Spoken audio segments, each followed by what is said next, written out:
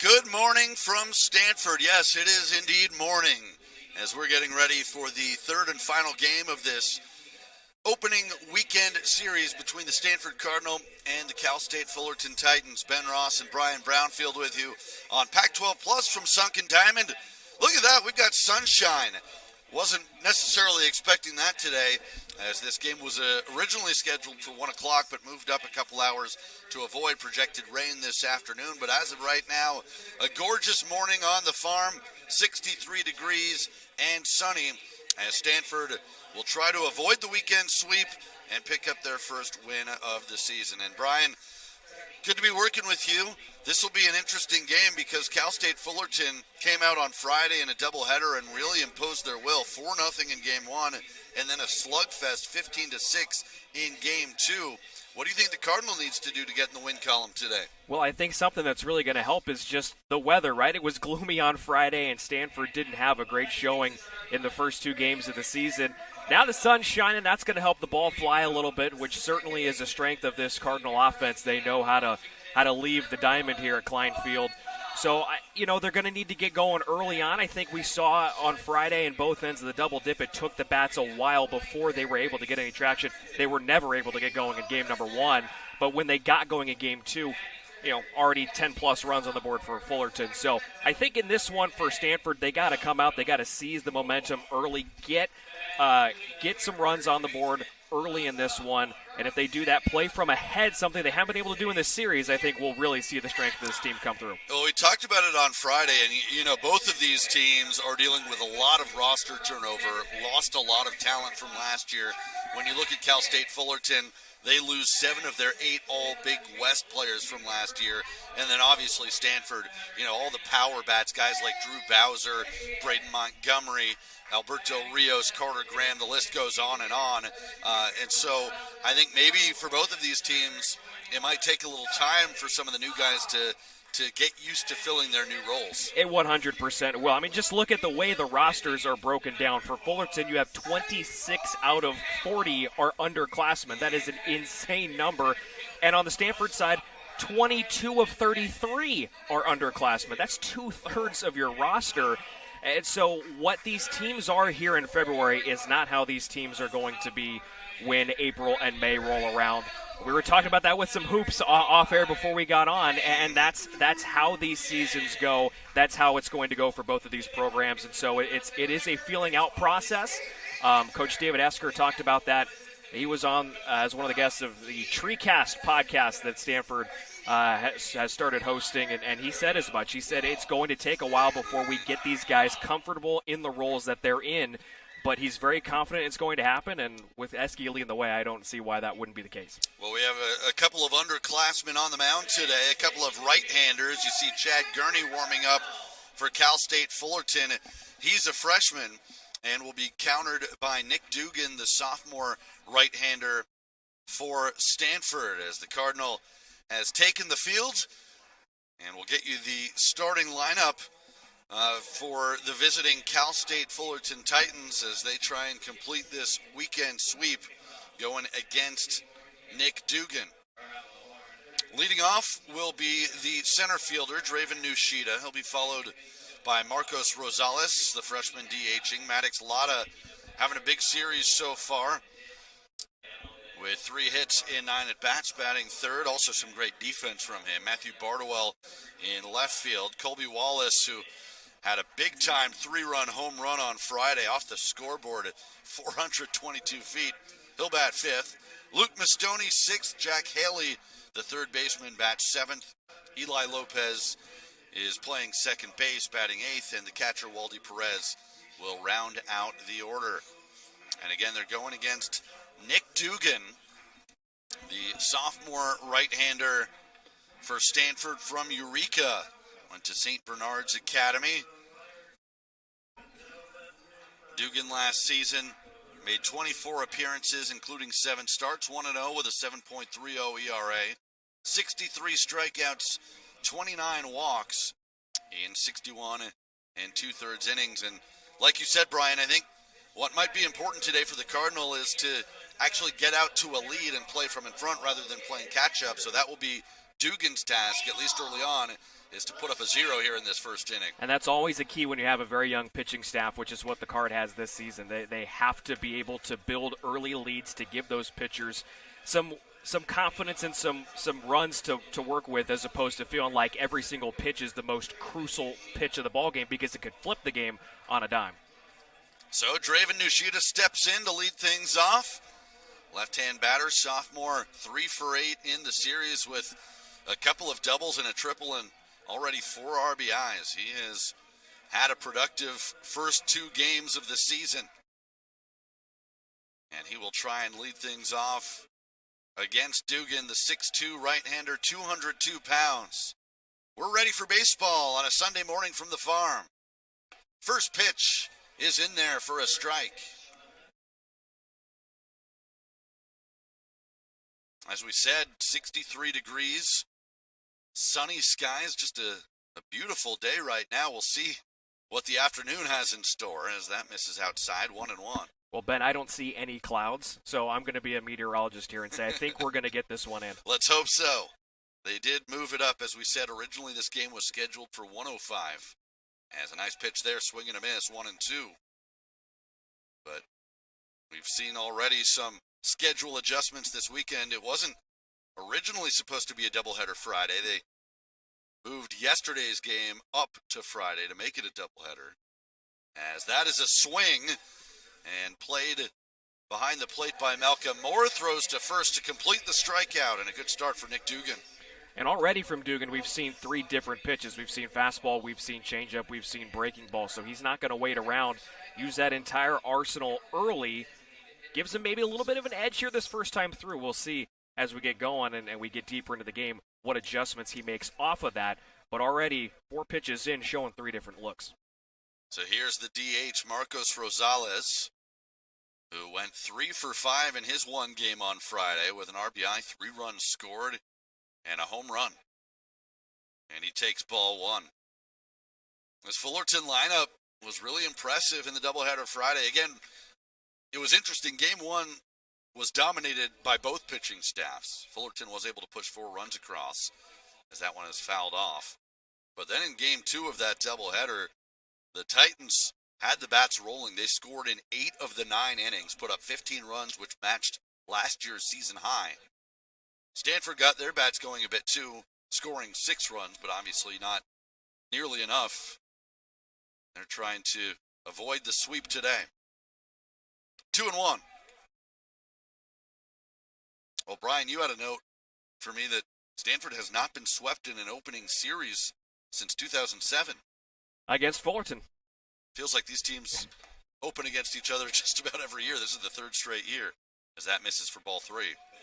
Yeah, 3rd straight year and the 12th time in the history of these two well-established programs that they've opened against each other. We've seen it a bunch here on the farm in recent years, like you said. 3-1 pitch. And that's a strike. Count is 3-2. It really is a great way to open up the season with 2 programs that have a long, rich history of making regionals and making World Series. Line drive, nice play at first base by Nadai to knock it down. And 2 away here in the first inning. Nadai had to be ready for that. That was a hot shot.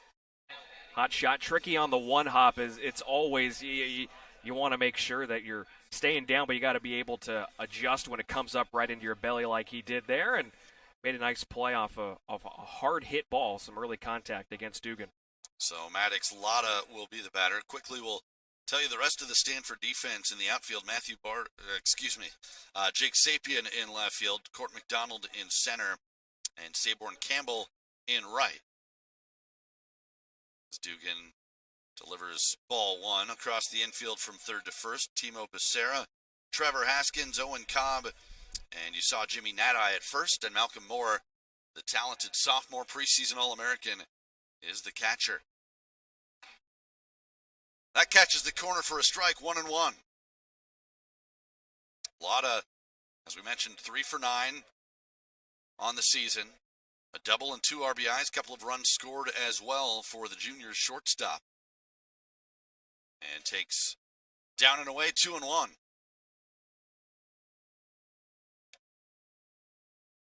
A lot of from Granada Hills in Southern California. Went to Chaminade College Prep, then LA Valley College. Sends that one to center field. Going back, McDonald. He's camped under it and makes the catch, and it's a 1-2-3 inning for Nick Dugan. So just what the doctor ordered to start things out. We'll head to the bottom of the first. Fullerton nothing. Stanford coming up.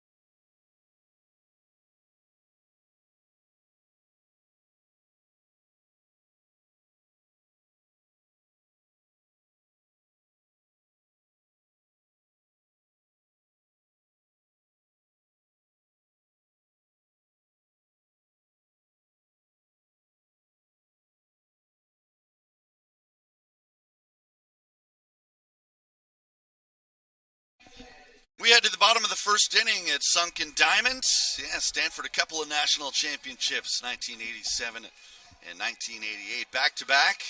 Of course, head coach David Esker, a member of those teams.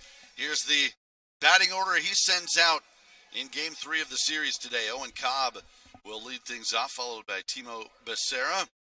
Malcolm Moore, the preseason All-American, hitting third. Jimmy Nadai, who made a nice defensive play, will bat fourth. He's 3 for 8 with 3 RBIs on the season. Trevor Haskins, the shortstop. Jake Sapien bats sixth. Charlie Somm, who has a home run in the first 2 games, he'll hit seventh. Saborn Campbell and Court McDonald to round out the order, and they'll be going against the freshman right-hander Chad Gurney for Cal State Fullerton from Garden Grove in Southern California. Pacifica High School. Caught me off guard, fooled me at first. I said Pacifica High School. Is that up here? No, that's down in Southern California. And a called strike to Owen Cobb to start things out. Cobb 1 for 9 to start the season. Fouls that pitch back and falls behind 0-2.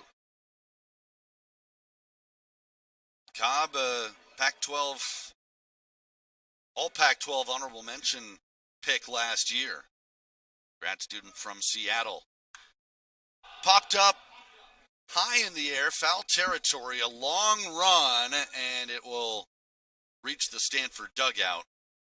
No play to be made for Luke Mastoni.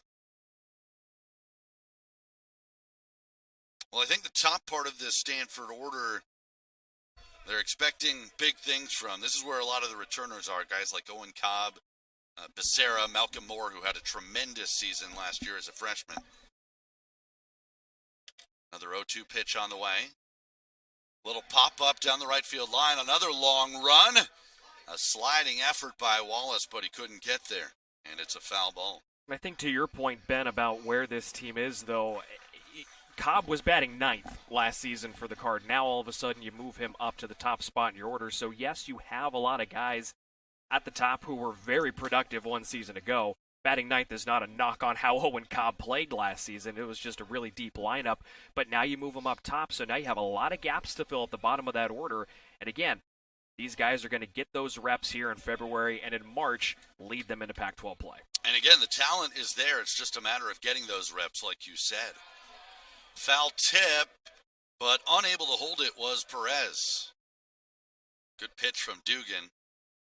Cobb just got a piece to stay alive. It remains 0-2.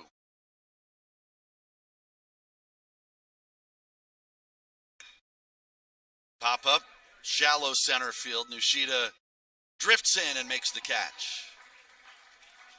So Cobb fought off some tough pitches. He does put it in play, but that's out number one here in the bottom of the first. And that'll bring up Timo Becerra, junior third baseman, 2 for 8 with a run scored on Friday in the doubleheader.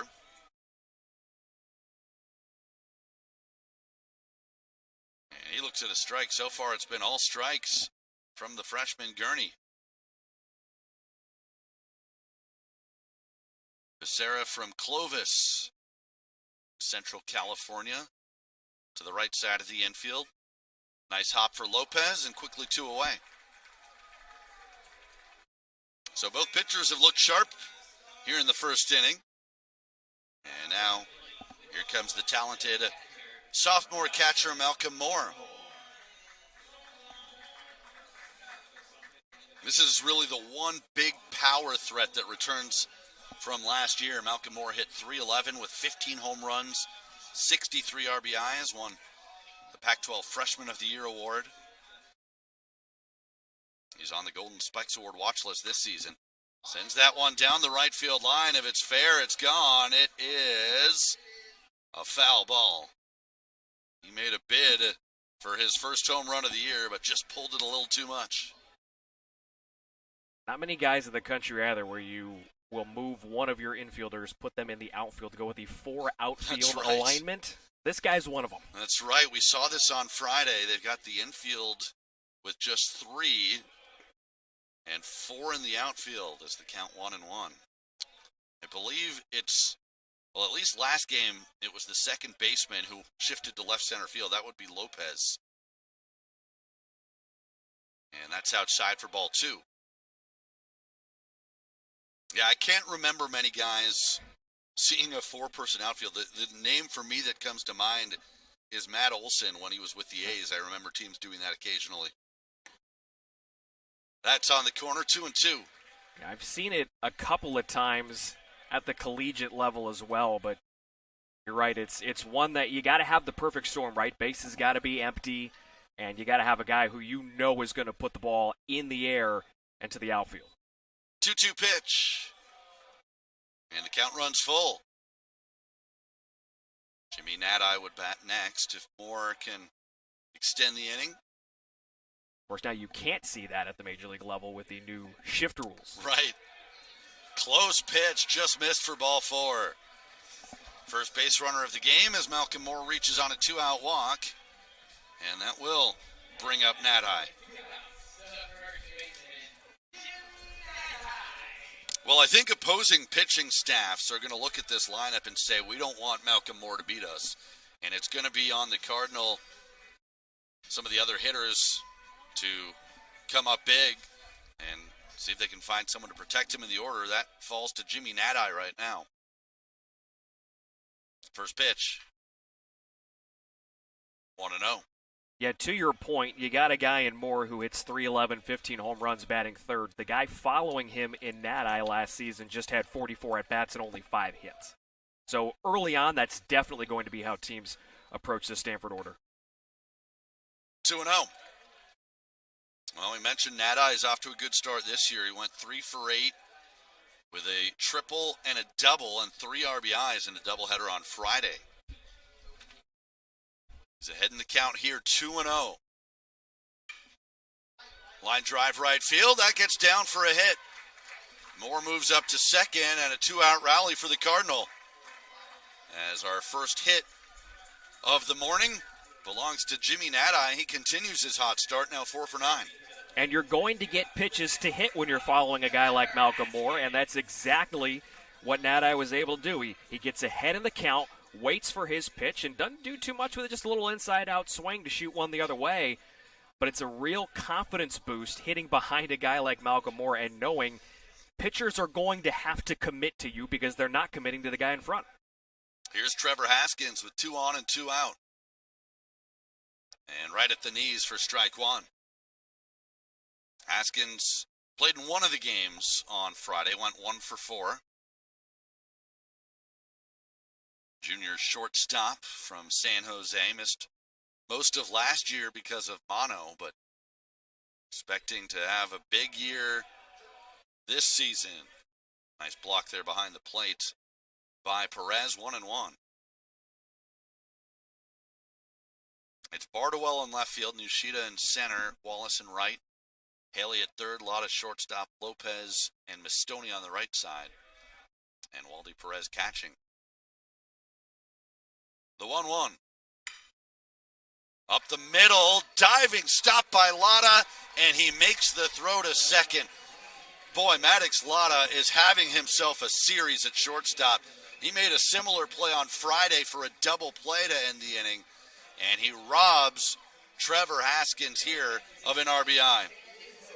We'll head to the top of the second. No score between Cal State Fullerton and Stanford.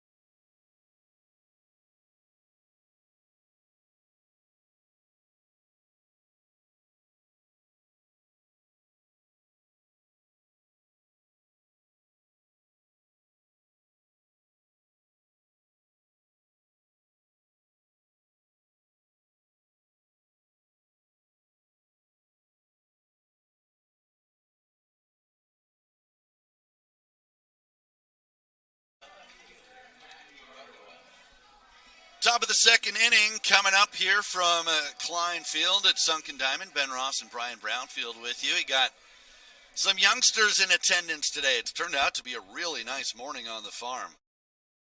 And no score between Cal State Fullerton and Stanford as Matthew Bardwell leads off and takes ball one from Nick Dugan. Bardwell, 3 for 9. With a couple of doubles so far this season, and count even at 1-1. So it'll be Bardwell, Colby Wallace, and Luke Mastoni, 4, 5, and 6, after Dugan set the Titans down in order in the first inning. 1-1 pitch, got it in on the hands, pulled foul, 1-2.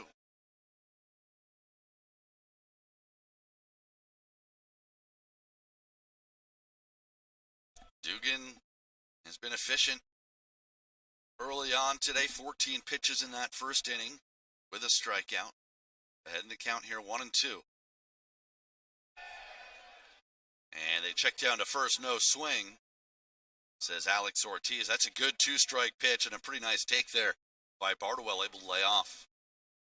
Ben, I'm interested to see the leash for Dugan today, how long he goes. Didn't go deep in games last season, only one time pitched beyond 5 innings. 2-2 pitch, swing and a miss. And there's his second strikeout. Well, to your point, Brian, especially early in the season, I think maybe a shorter leash, you don't necessarily stretch these guys out too far yet, but we'll see. Again, he had an efficient first inning, a good start here to the second. Only got up to 86 pitches last season, so a very young arm, and Coach Esker knows how to protect them so that they're available and fresh when May and June rolls around. Here's Colby Wallace. 93-mile-an-hour fastball for ball one. But Wallace, we mentioned his home run on Friday, a 3-run blast off the scoreboard in right center. Sprays that one foul off to left, 1-1. Wallace, an impressive power display. He's 3 for 10 to start the year with that home run, 4 RBIs. Also doubled. 1-1 pitch. Fouled back, 1-2. Nice shot there of Klein Field. Dimensions here, 335 down the lines, 375 to the alleys and 400 to dead center.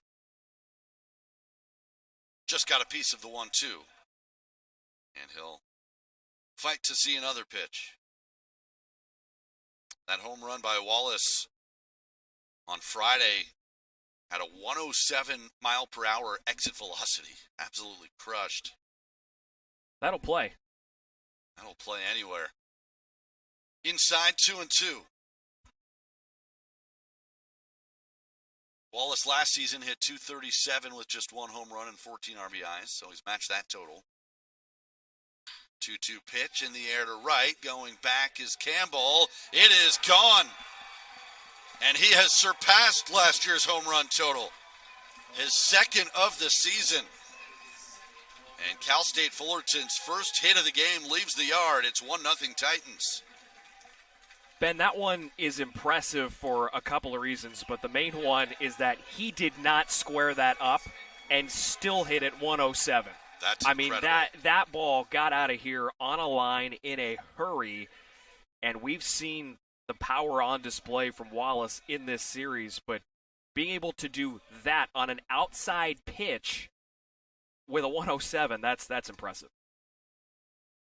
Strike one to Luke Mistoni, who comes to the plate. Well, yeah, off the bat, I didn't think that was leaving the yard. No. There is a little bit of a breeze out to right field, and as you mentioned, Brian, it's warmer today, so the ball perhaps going to carry better.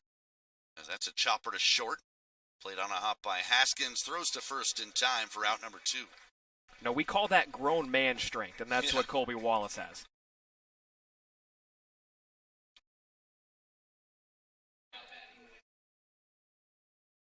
Colby Wallace is a big boy, 6'4", 220 pounds.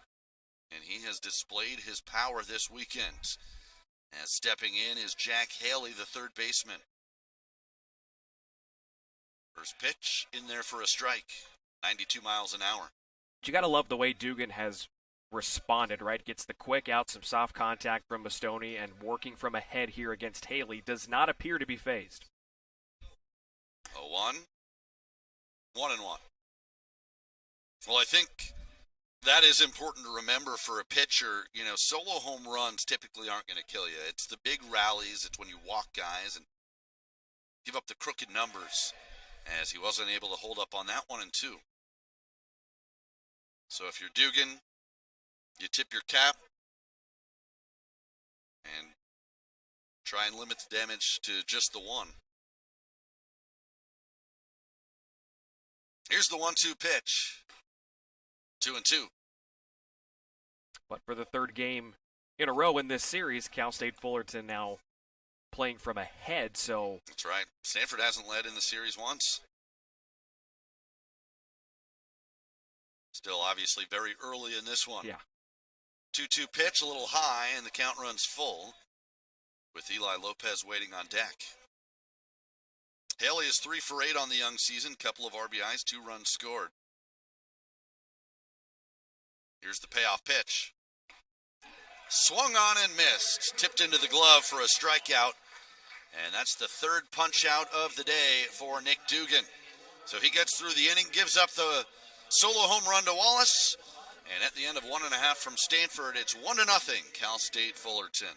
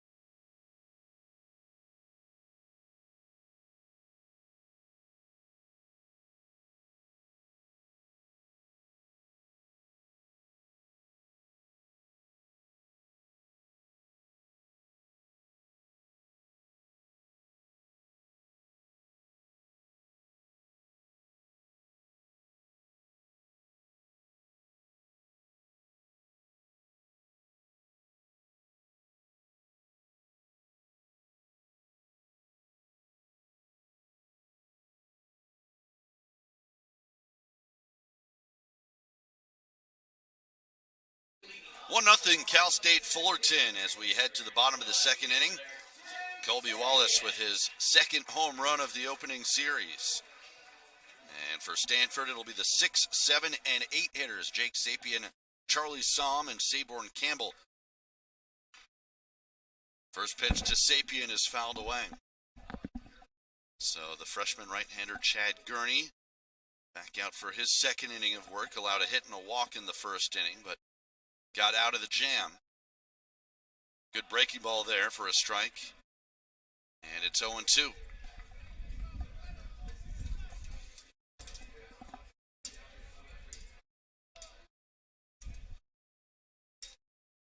Breaking ball pulled to short. Lotta fields it cleanly and throws to first in time. 1 away.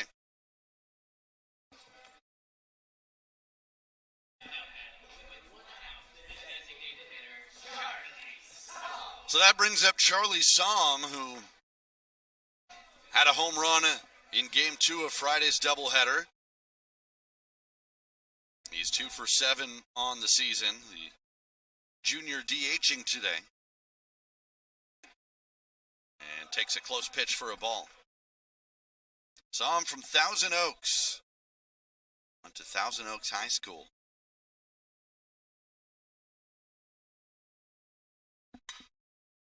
Little topper to second base. Lopez on to first. And gets the out. Quickly 2 away. Well, what Gurney's been able to do so far this first time through the order is keep the Stanford bats grounded. A lot of ground balls here early on.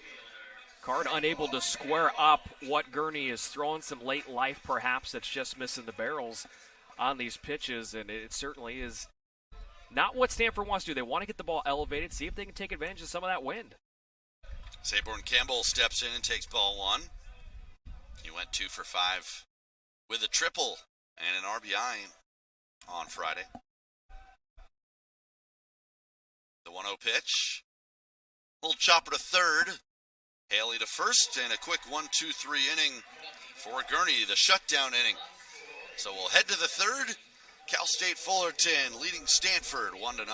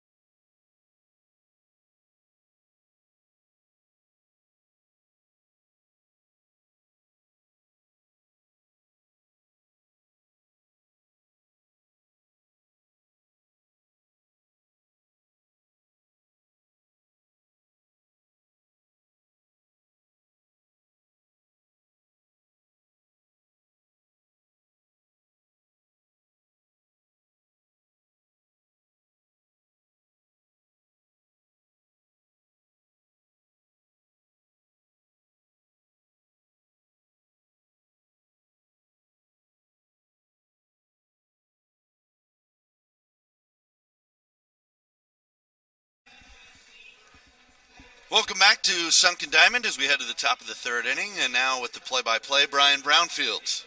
Thanks, Ben. It's 8, 9, and 1 for Cal State Fullerton here in the top of the third inning. They have a 1-0 lead on the strength of the Colby Wallace solo shot in the second. Nick Dugan back to work for the Card against Eli Lopez, right-handed hitting second baseman. And the first pitch by Dugan is poured right in there for a strike. Again, Dugan continuing to work ahead in the count. That's been, I think, the most impressive thing about what this youngster has done here today on the mound. He's not wasting a lot of time. Next offering is outside with a fastball at 92. The count evens up at a ball and a strike on Eli Lopez, making his second start of this 3-game series. Dugan center of the slab, and his delivery is just a touch off the plate with another fastball. Now it's 2-1. Lopez got the start In game number 1 of the series, 0 for 3, he was also hit by a pitch. And the 2-1, a check swing tied him upstairs with something off speed. And now it's 2 balls and 2 strikes. Dugan 33 pitches through the first 6 outs of the game. His 2-2 is just a shade off the edge. That's a great 2-strike pitch. Yeah. Tough one to lay off as we take another look at it from the side angle. Well, that was the one before, but payoff is lifted in the air and fouled down the right field line. That will get out of play towards the concourse. A singular cloud is coming by atop Klein Field here at Sunken Diamond. Taking the sun off my forehead for a second, and that's a called third strike on the outside corner. 4th strikeout for Nick Dugan, the first one that's been looking. Placed that slider right there on the edge, and that just barely caught the zone, but it was a strike. Yeah, perfect pitch. And Dugan has been sharp, as you mentioned, with those 4 strikeouts, no walks. Only hit he's allowed, unfortunately for him, has left the yard. But again, when you're a pitcher, you don't worry too much about those solo home runs. He's looking good. Waldy Perez is up next, takes up and away with a heater. 1 ball and no strikes. Perez behind the dish for the second time of the series. And the opening day game 1 start takes high, and it's 2 balls and no strikes. He's just looking to put one in play for the first time this year. 0 for 3, struck out 3 times in that opener against the Cardinal pitching staff, which had the strikeout stuff working in game 1 of the series. That's on the outside corner. Dugan gets back in the at-bat. It's 2-1. 16 strikeouts in game 1 on Friday, with 9 from Matt Scott. Cardinal opening day starter. That's in the air to right. Drifting back on it is Campbell. Now he nears the line, and he makes the catch, and they'll say that was in foul territory, so a foul out deep into the corner and right. And the first 2 are retired here in the 3rd. Well, you talk about Matt Scott on Friday. I thought he was really impressive. It got a little unlucky in the 3rd inning. There was a bunt that maybe he could have gotten an out on, didn't end up happening. And then it just sort of snowballed from there with a couple of doubles. But for most of that game, he was dominant. Right, the final line, I don't think does his performance justice. Agreed. Dugan delivers to Nishida, and he sends one into left for a base hit. So on the very first pitch, the second time through the order, Draven Nishida does not wait around, sends one through the whole left side. And that's the second hit of the ball game for the Titans. Well, and that is when Fullerton did a lot of their damage in game 1 Friday, was the second time through the order. So let's see how Nick Dugan attacks these hitters.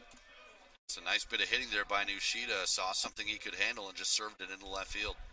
There's Marcos Rosales, the designated hitter for Fullerton. Step off and a throw back to first. Rosales sharply hit ground ball to Nadai at first, in the first. Snared it on a 1-hop. So this is the first time that Dugan works from the stretch this morning, and that one is low in the dirt. A nice stop by Moore behind the plate.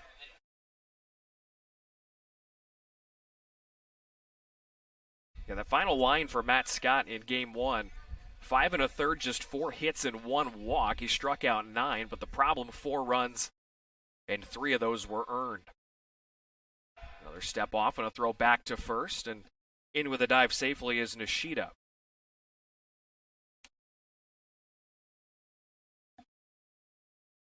I think Stanford can be encouraged by the pitching performance from Scott and from a couple of the relievers in game 1 as well.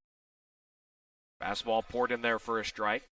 Dave Esker was talking with Troy Clarity earlier in the week on TreeCast about that inexperience, in particular when it comes to the pitching staff for Stanford and having a young guy as your Friday guy. That's just not typical. At least it hasn't been here on the farm. That one is fouled away by Rosales, and they count 1 ball and 2 strikes. No, but at the same time, I think Scott has earned it. And, you know, he fell off a little bit toward the end of last year, but for much of his freshman season, he was terrific. And then Again, it is a young pitching staff, but some talented freshmen.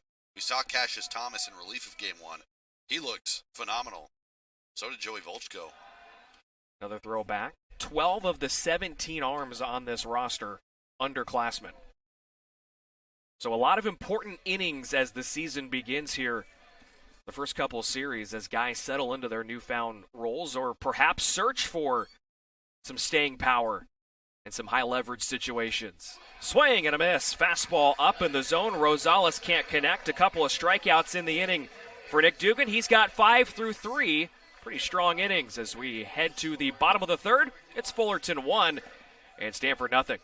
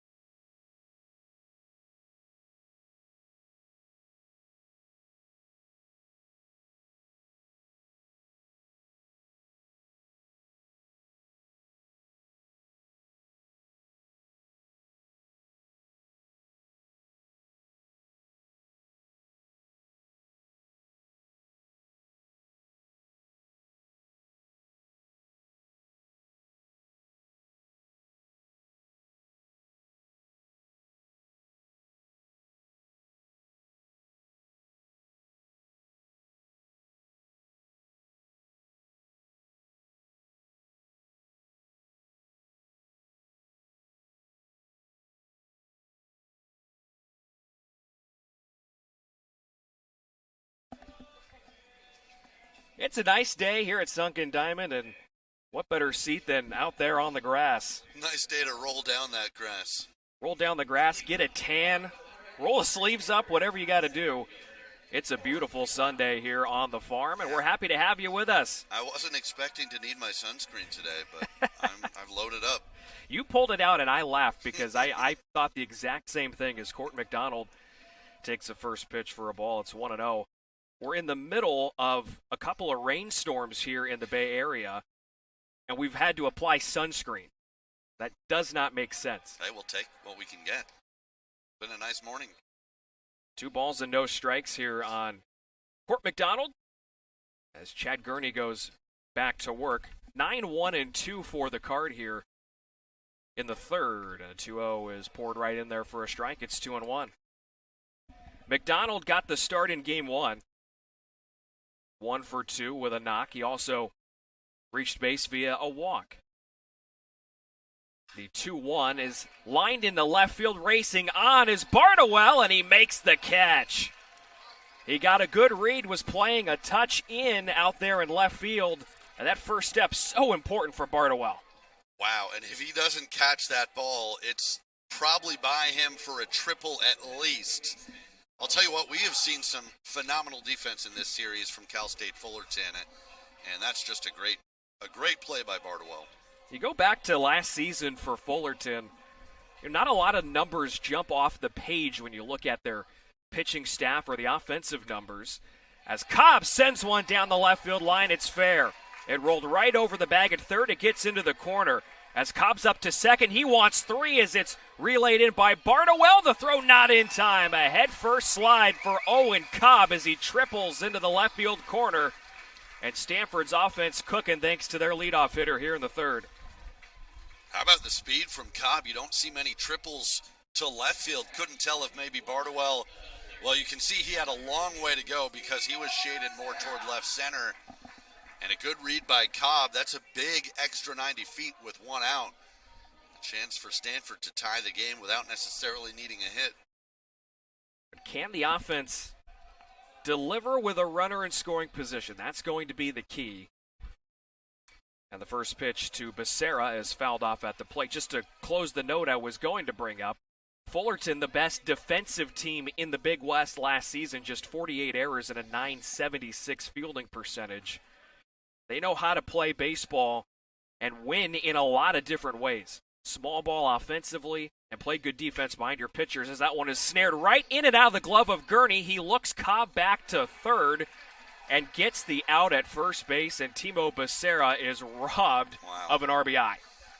And I thought once the ball popped out of the glove, he might not have time to throw out Becerra at first, but a good job by the young freshman, not panicking, looking the runner back, still getting the out, and more good defense from the Titans.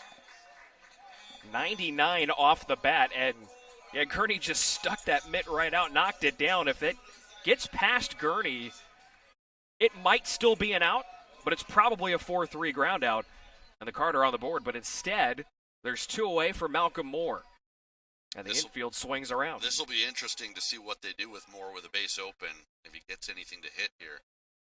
First pitch by Gurney is smashed foul just past the Stanford dugout. Well, this is the guy you want up in this spot.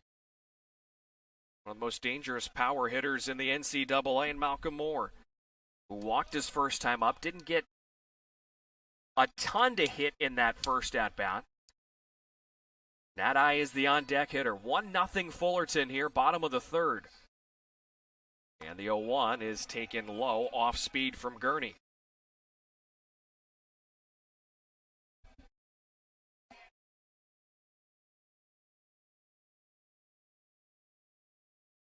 One for 8 now on the year is Moore. And he's now ahead in the count, 2-1. And they're staying with the off-speed stuff here. Yeah, steady diet of change-ups. Again, I think they're going to try and get Moore to chase. I don't expect to see anything in the strike zone unless it's a mistake. 2-1. That was in the zone. It's hit to center field. Nishida angles back, and now he settles underneath it and makes the catch to retire the side. So a 1-out triple by Cobb. He's left stranded on third, and we're through 3 at Sunken Diamond. It's 1-0 Fullerton.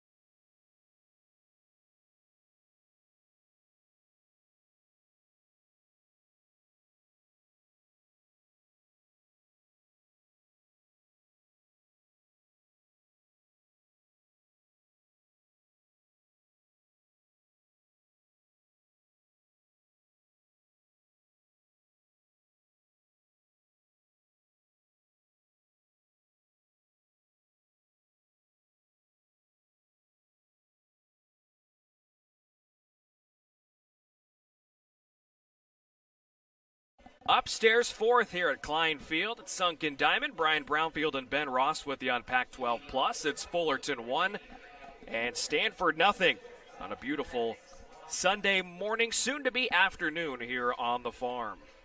3, 4, and 5 for Fullerton this time around against Nick Dugan, who's been really good through the first 3 innings.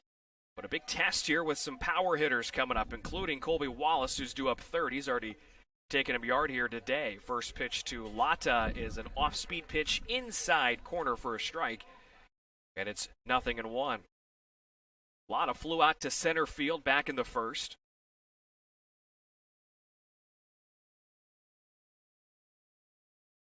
And from the windup goes Dugan. Chopper left side, foul wide of the bag at third, and he's ahead in the count, 0-2. Dugan, as you mentioned before, Brian, is really doing a good job of getting ahead in counts. He's now at 51 pitches, 32 strikes, and has not walked a batter.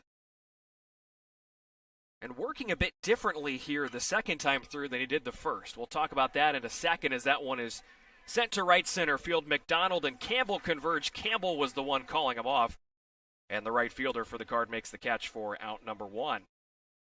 And that first time through the order, we saw all three pitches that Dugan has to offer, but he was starting fastball. Here, this second time through the order, just a couple of hitters deep, but he's been going off speed first, working in the fastball later in the count. There's Bartowell. Right as I say that, he pours a fastball at 90 on the outside corner. Well, I think what he's doing is just keeping hitters off balance. He's mixing his pitches well. You know, he's not getting into predictable counts, and it's benefiting him. The 0-1.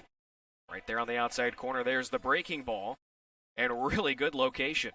So now 0-2, and if you're Bartowell, you don't really know what to expect. You can try and guess and be sitting on something, but that's difficult.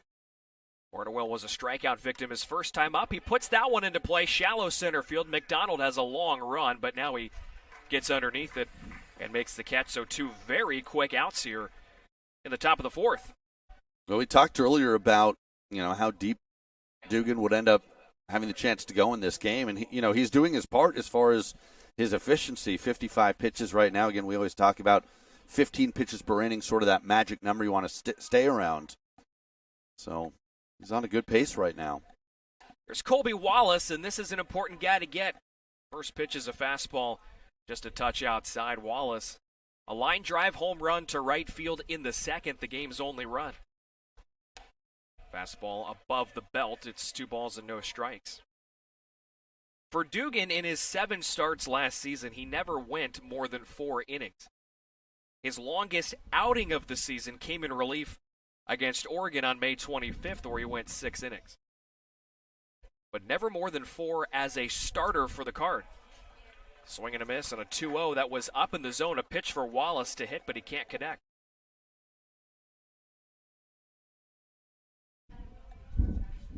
And 86 pitches was the season high for Dugan as a freshman.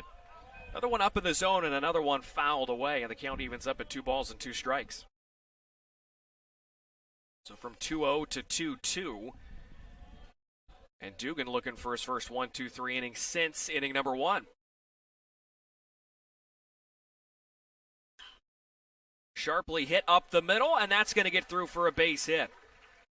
There was a slight shift on the infield with Cobb towards the 3-4 hole, and Wallace sent one right to where Cobb probably would have been playing if he was straight up. I'll tell you, Stanford is going to be happy when this guy leaves town. He's now got 5 hits, 2 home runs in the weekend series. Colby Wallace off to a great start. That brings up Luke Mistoni, the first baseman for Fullerton. 1-0 in favor of the visitors. Looking for a season-opening sweep of Stanford. Despite the fact that a couple of polls had Stanford unranked, they were ranked as high as 12 in some of the polls. As Dugan starts ahead in the count 0-1. That was according to Perfect Game. One Baseball did not have Stanford ranked to open up the season, but anytime you can take a couple or potentially 3 from Stanford, that'll turn some heads as that one sent sharply to second, but Cobb is right there, and he's on to first to retire the side. So a 2-out single, no further damage halfway through 4. It's 1-0 Fullerton.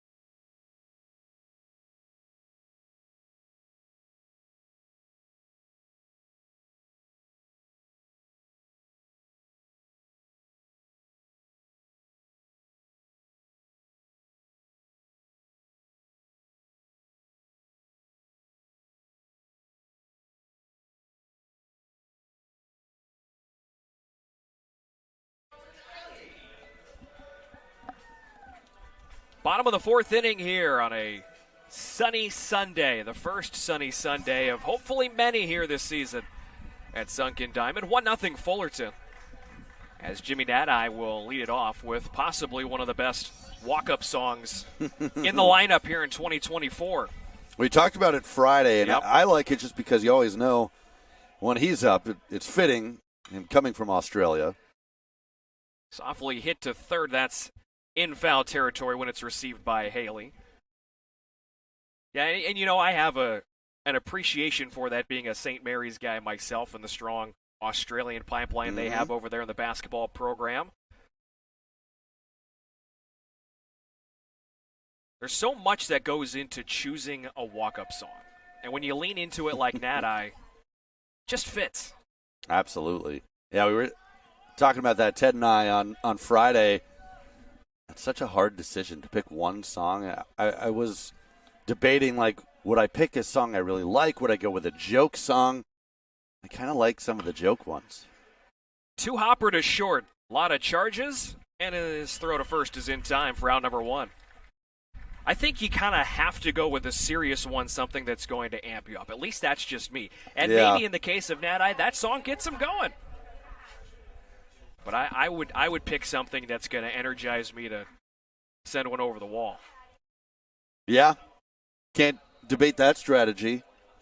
And then, of course, you've got guys who'll change it up if they're slumping. First pitch to Haskins is inside 1-0. I feel like baseball players, more than any other sport, are pretty superstitious. They Do you get that absolutely sense? are, yep. That's how I was when I played, as I once fouled back to the screen. But I had some different ones. Like, I was a pitcher, and most guys, they don't want to touch the foul line as they come on the field. No, I always made sure to touch the foul line. Yeah, you're the opposite of when everybody. I crossed, which is probably sacrilegious to a lot of folks, but just what I did. Pitchers are throwing things against the wall right now, hearing that. It's a 2-1 count here against Haskins, who bounced into an inning-ending fielder's choice in the first. Off the end of the bat and fouled over the netting, and the count evens up at 2-2 as Gurney remains in control. Sapien to follow, 1-0 Fullerton here, bottom of the fourth. Stanford tries to get anything going against Gurney. Thought they had that in the third. Inside-out swing to the alley in right center field. A long run, and it gets past Wallace, who went into a dive, and then Nishida has trouble picking it up, and that's going to allow Haskins to take an extra 90 as he's into second base safely. Good aggressive base running there, and one of the few defensive mistakes we've seen this weekend from Cal State Fullerton, but credit to Haskins running the whole way. And I like the aggressive decision when you're struggling to score runs. Sometimes you have to force the issue, put pressure on the defense. So they'll go straight double on that one, despite the bobble by Nishida. And I think the bobble was perhaps aided by the fact that maybe the outfield grass is a little heavy today with all the rains we've been getting here in the Bay Area. First pitch to Sapien, down and in, and a nice stop by Perez. So back-to-back innings now for the Cardinal with a runner in scoring position and one out. Cobb tripled in the third, but Stanford left him there. In the air to left, Bardowell hardly has to move now. He starts to race in as he adjusts to the wind, and he makes the catch, and just like that, 2 outs. Yeah, it's tough to tell with the flags out in center field. They're kind of swirling, but it feels like the wind is going out to right, in from left, just the way that we've seen balls travel through the air. And so that one, I think, did get stuck up in the wind a little bit. You saw Bardowell at the last moment have to charge in to make the play. They're trying to push the first run across. The burden rests on Charlie Psalm's shoulders. And the first pitch is a breaking ball that catches the outside corner. It's 0-1. Psalm bounce out to second in the second.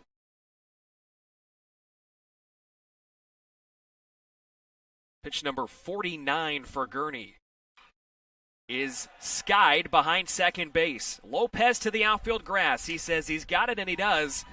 and the inning is over. So Stanford, for the second inning in a row, leaving a runner stranded in scoring position.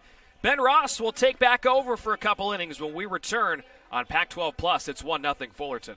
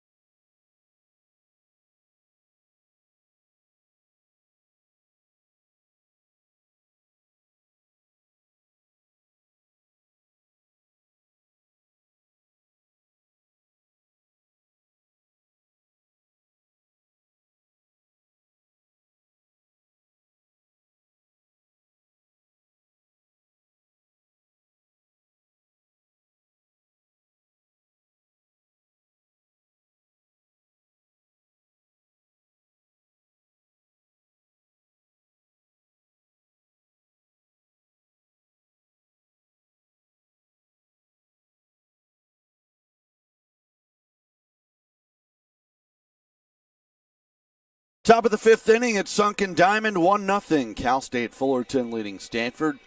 The Titans looking for the series sweep on opening weekend.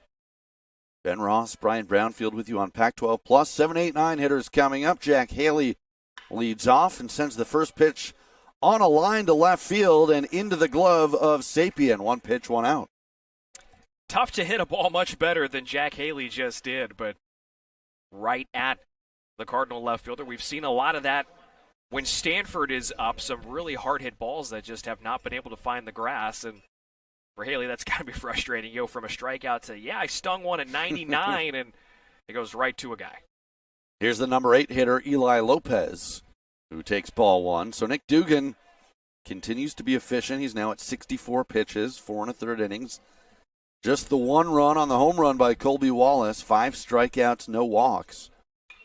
And that evens the count at a ball and a strike. I mean, certainly Dugan will look back and he'll be frustrated with that second inning at bat against Wallace. But aside from that, this is about as good as you could have hoped to see a guy like Nick Dugan beginning his sophomore campaign. The 1-1. Fouled away.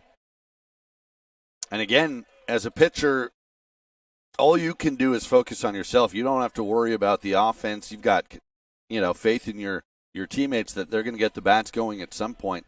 Your job is to just try and keep them as close as possible. And Dugan has done that. 1-2 pitch. High for ball 2. Lopez, one of the strikeout victims, his first time up in the 3rd inning. Now 0 for 4 on the season with 3 strikeouts. Does have a run scored. And another foul. Count holds at 2-2. A run on 3 hits for Cal State Fullerton. No runs on 3 hits for Stanford. No errors for either team. Another 2-2. And the count full. 3 balls, 2 strikes with the number 9 hitter, Waldy Perez, on deck.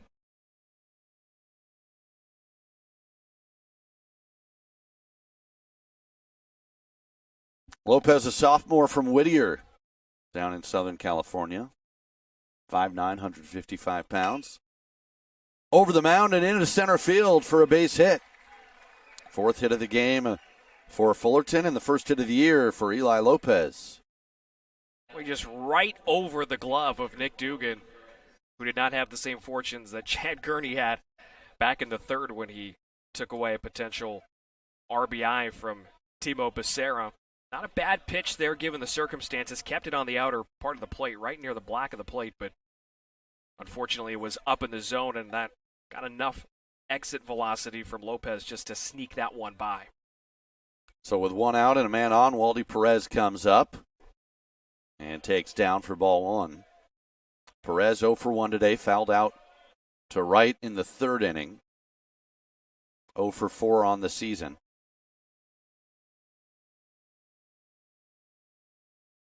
Lopez leading off first, draws a throw and gets back.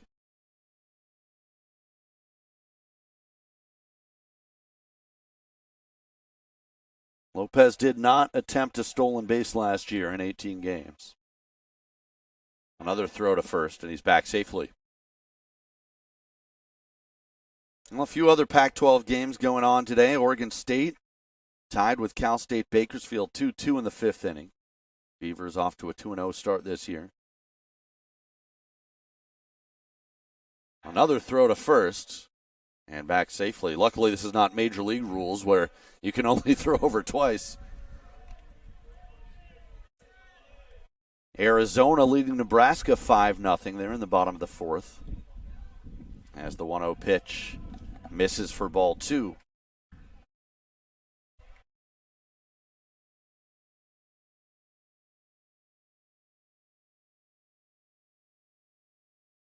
Really excited to see how this final season of Pac-12 baseball shapes up because it's going to be a mess at the top of the standings. Hit hard and unable to turn 2 after the bobble, but still a nice job by Cobb to recover and get the out at first. That ball was stung at 105 miles per hour, and you had a lot going on there. It hit the mound. Yeah, the umpire sort of in the line of sight, and so Cobb takes the sure out at first base, and Lopez moves to second. And now a visit from the Stanford dugout. Thomas Eager, the pitching coach, going to go chat with the sophomore right-hander Nick Dugan, who's at 73 pitches. Look at the way it went last season in the Pac-12, Ben, and Stanford, a 5-game lead over Oregon State. They handled business pretty well there, but then behind Stanford, and the next, 5 teams in the conference were all separated by just 2 games. You had Oregon State, Washington, USC, Arizona State, and Oregon all in that cluster right there at 2 through 6. So, the top of the conference is going to be really fun, that race, as we get going late into May to see how it's going to shape up. And when they had the polls come out to begin the year, Oregon State was number 1, not Stanford. So, yeah, you're right, and Stanford right behind them at number 2. Cassius Thomas, by the way, right-hander, is warming up in the Stanford bullpen. Dugan will remain in to face the leadoff man, Draven Nushida, trying to keep this just a 1-run deficit with Lopez at second. Good block by Malcolm Moore on ball 1. Nushida singled his last time up, 1 for 2 today, as you see Thomas getting loose. He was terrific in game 1 on Friday. Won an inning and 2/3 of scoreless ball. 1-0 pitch ripped to first base, but into the glove of Jimmy Nadai, and that ends the inning. Couple of hard hit balls, but Dugan gets out of it. He's through 5. We're halfway home from the farm as we head to the bottom of the 5th. It remains 1-0, Cal State Fullerton.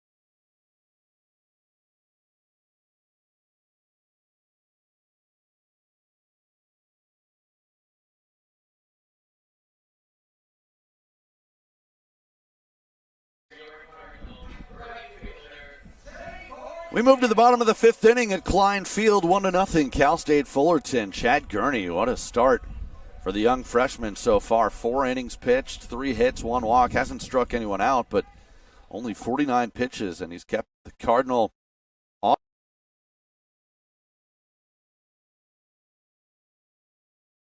As Saborn Campbell takes ball 1, it'll be Campbell, Court McDonald, and Owen Cobb. 8-9-1 due up for Stanford. Trying to get on the board. As that's on the corner, 1-1. You see some action in the Cal State Fullerton bullpen. A couple of right-handers loosening up, so we'll see if they keep a tight leash on Gurney. He's ahead in the count here, 1-2. Campbell 0 for 1 today, grounded out in the second inning. He's 2 for 6 on the season with an RBI. And now the count 2-2. Getting a little bit of cloud cover now, although it just brightened up again. The sun coming through. We're still expecting rain later in the afternoon. That's why they moved this game up to 11 a.m. As that one is chased, and he just got a piece. Campbell stays alive. It remains 2-2. Gurney's still searching for that first collegiate strikeout. He's done a good job pitching to contact so far, letting his defense do the work.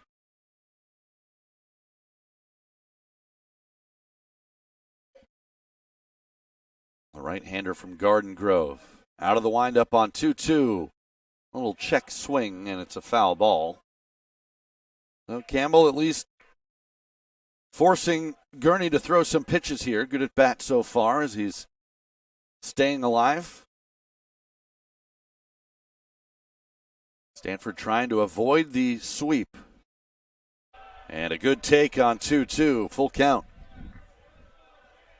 My memory serves me correct. I think this is just the second 3-2 count we've seen. I believe Malcolm Moore had that back in the first, but other than that, quick at-bat, so kind of like what you're seeing here from Campbell.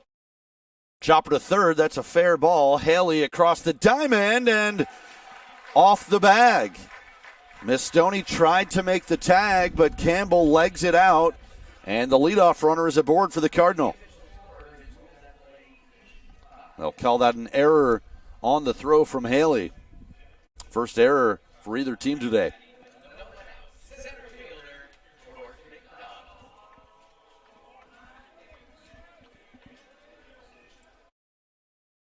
Well, nice at bat there from Campbell. He won't get credit for a hit, but put the pressure on the defense. He's got good speed as he dives back into first base.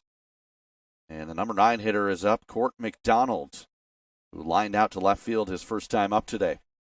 So knowing how it's been in this series for Stanford, trying to push runs across, I know they've struggled with runners in scoring position, but 9-hitter up, do you think about trying to lay one down here, maybe a hit and run, something to try and get the defense moving around? He does show bunt, lays it down.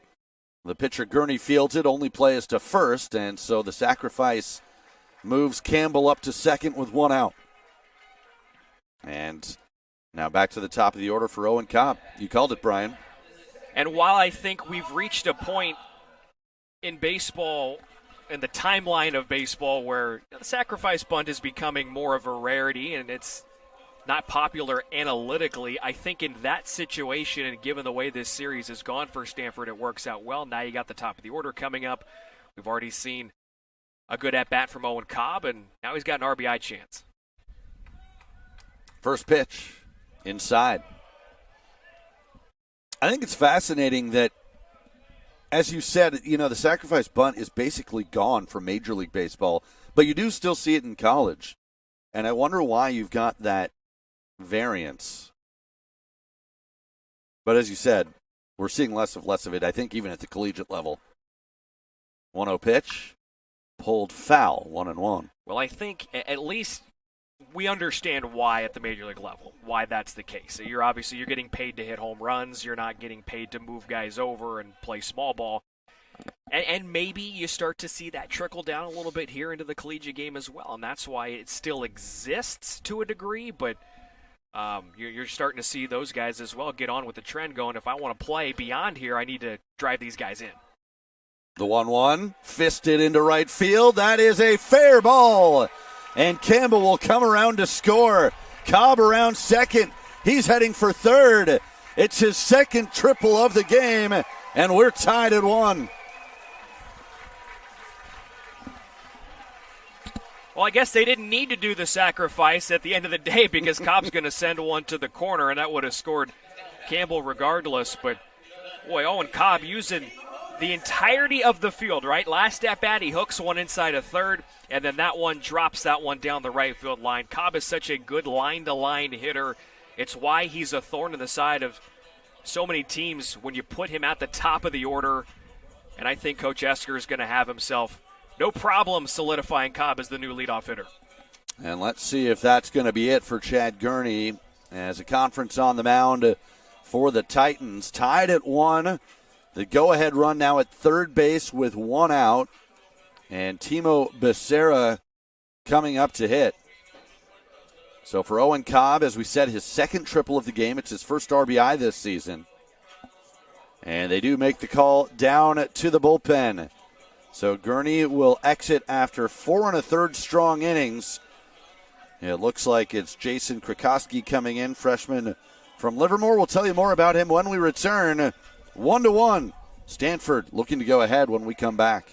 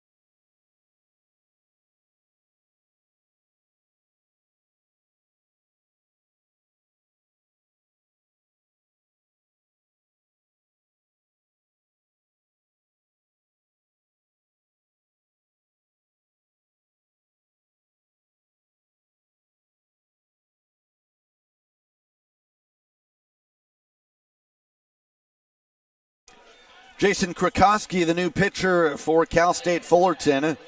6'3", 180-pound freshman from up here in Northern California, Livermore. We heard some cheers in the crowd when he was announced, so he's got a cheering section today. Comes into a jam. A 1-1 game. Runner on third base, that's Owen Cobb. And the batter is Timo Becerra. Swings at the first pitch, and it's 0-1. Becerra 0 for 2 today with a couple of ground outs. He's 2 for 10 on the year.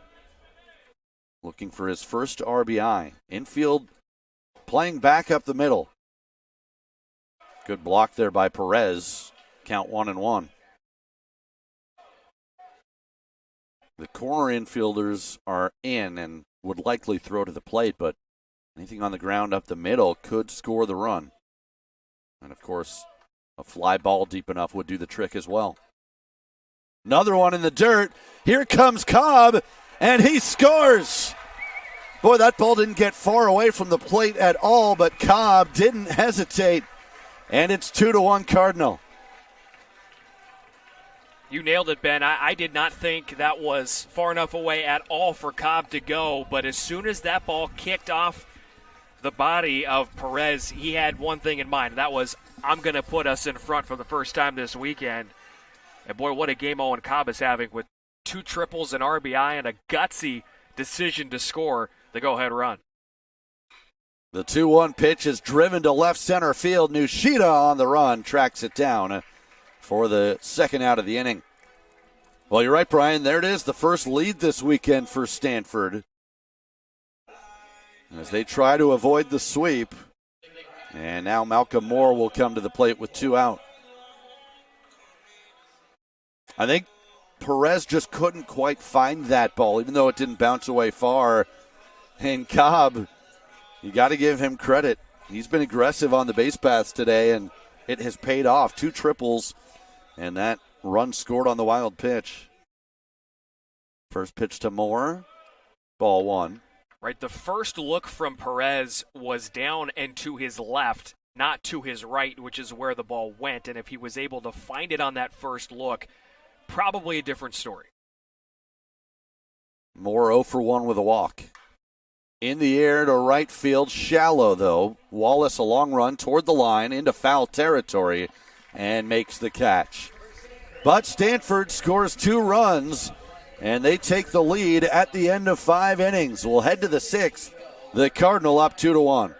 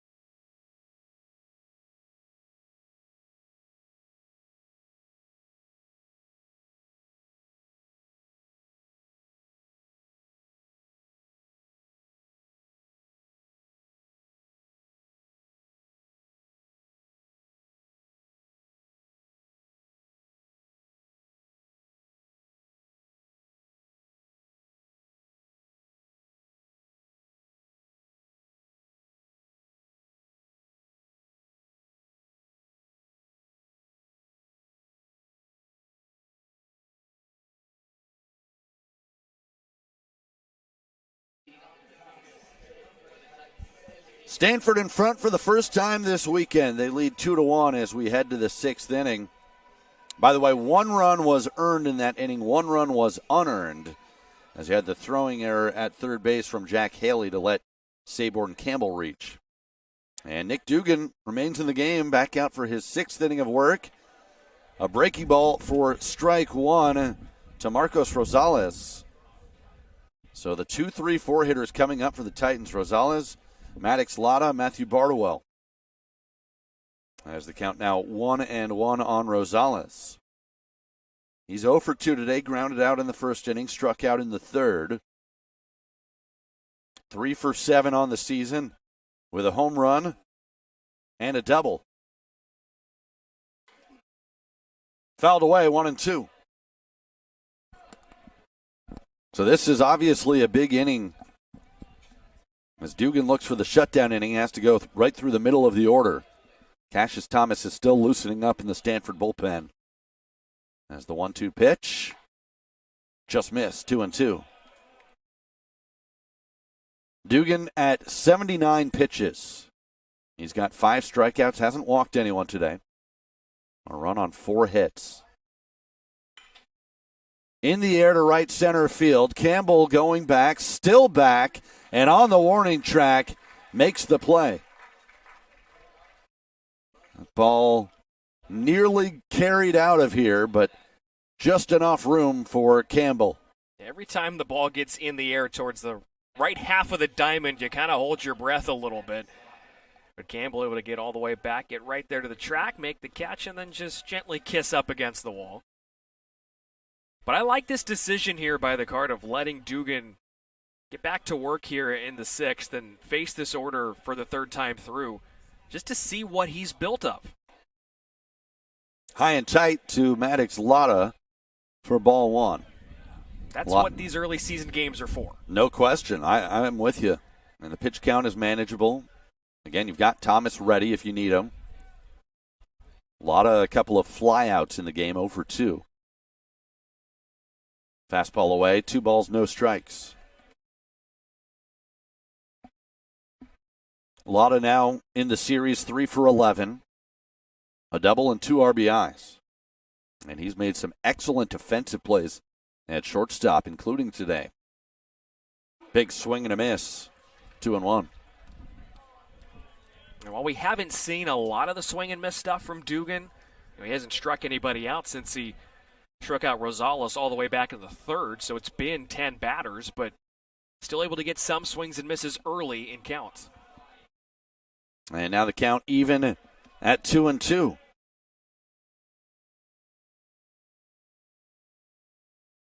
A run on 4 hits, 1 error for Cal State Fullerton. 2 runs, 4 hits, no errors for Stanford. Trying to pick up their first win of the season. 2-2 pitch. Count full. Matthew Bardwell on deck. A little more cloud cover now at Sunken Diamond after a sunny morning. Hit hard to the left side and past Haskins for a base hit. So Lotta is aboard with 1 out. And here comes Bardwell. And now the question is, does Dugan remain in the game as Thomas Eager will take a walk to the mound? Let's see if he's going to make the call to the bullpen. Dugan at 86 pitches. And they will go to Cassius Thomas. So that'll end the day for Dugan. Still has a chance to pick up the win if the Cardinal can hold on to this lead. You see some smiles there. He had a terrific outing in his season debut. And we will take a break while Thomas gets warmed up. It's 2-1 Stanford, top of the 6th inning.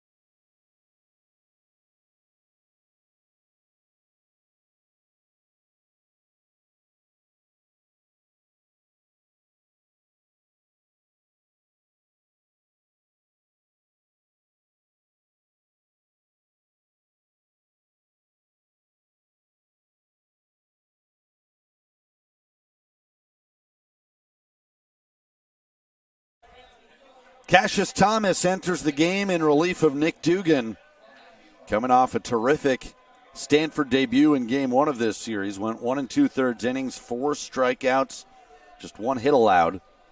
The transfer from Duke, sophomore right-hander, comes in to face Matthew Bardwell with Lotta on first and 1 out. First pitch on the ground, foul. Well, the one thing we know about Thomas is that he has a live arm and he's got the strikeout stuff.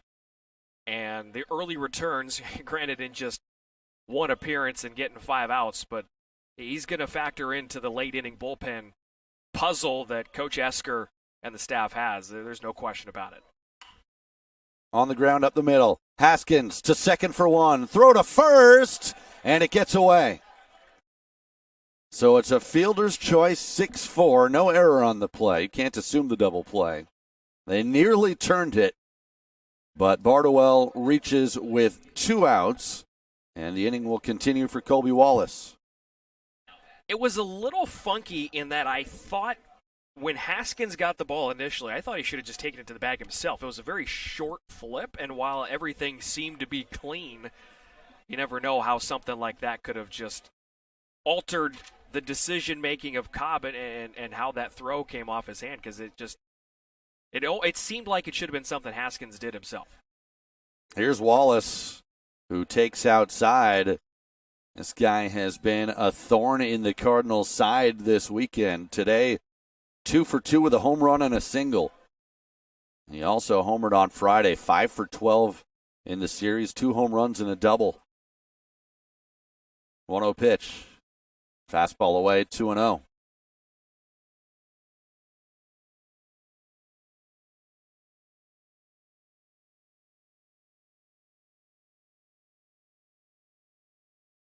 You don't want to give in to him here, even behind in the count. 2-0 pitch, swing and a miss. Challenged him, and it's 2-1. I say, well, he did, but Thomas has some really good stuff. A lot of late tailing action on that fastball. I was going to say, if you're confident in your stuff, Thomas showed he is right there. 2-1 pitch. Ripped into right field for a base hit. Bardwell trying to go first to third, and he will. So runners at the corners, 2 outs. And the inning continues for Luke Mastoni. Right, so the difference in those 2 pitches, the 2-0 was at least elevated enough to get underneath the barrel of Wallace's bat. That one was dead red. I mean, that was right down the middle, and Wallace is not going to miss that, not with the way he's swinging the bat here in this series. So, you know, like the confidence that Thomas has in his stuff, but just a little bit better location, keeping it off the center of the plate, going to be key. I'm ready to make Colby Wallace the number 1 overall draft pick. He's 3 for 3 again. He's having that kind of weekend. Big at bat here, obviously, for Mastoni. Tying run at third, go-ahead run at first. And a first pitch fastball for strike 1. That's the location you want right there. Knee-high, outside corner. Keep it out of harm's way. Perfect first pitch. Mastoni, a couple of ground outs today. He's still looking for his first hit this year, 0 for 7. This would be a big spot. In the dirt, Moore keeps it in front, 1-1.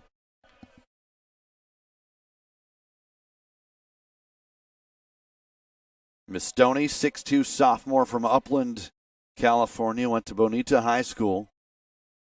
Remember, we called some of his brother's games, Nick Mastoni over at St. Mary's. 1-1 pitch.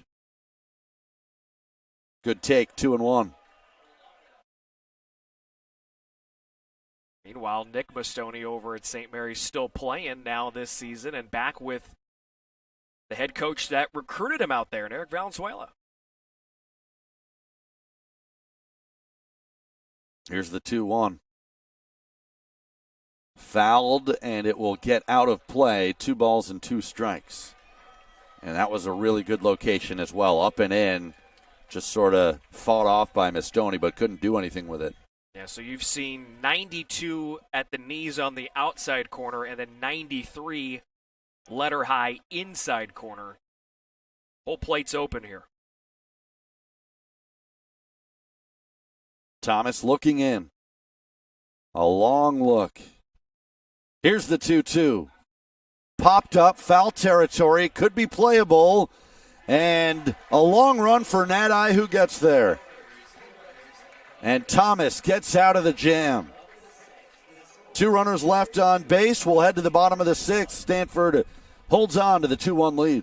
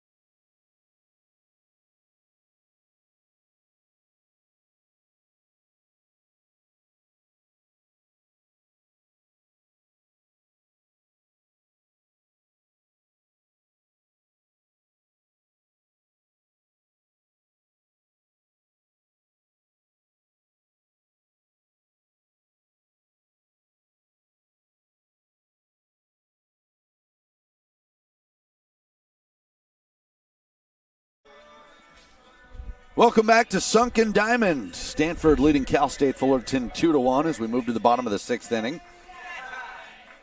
Thanks for spending part of your Sunday with us. Ben Ross, Brian Brownfield here on Pac-12 Plus as these two teams wrap up the 3-game series to open the season. Stanford trying to avoid a sweep and trying to add to their lead in this inning as Jimmy Nadi steps in and fouls the first pitch away. It'll be Nadi, Trevor Haskins, and Jake Sapien. 4-5-6 due up to face Jason Krikoski, who got the final 2 outs in relief in the 5th inning. In the dirt, 1-1. Nadi singled in the first, grounded to short in the 4th. 1 for 2 today, 4 for 10 on the weekend, with 3 runs batted in. Fouled away, 1-2.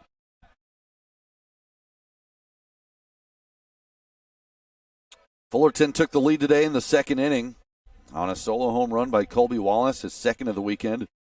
Stanford got 2 runs in the bottom of the 5th as that is swung on and missed. And the first strikeout for Krikoski. And the first strikeout of the day by Fullerton pitching.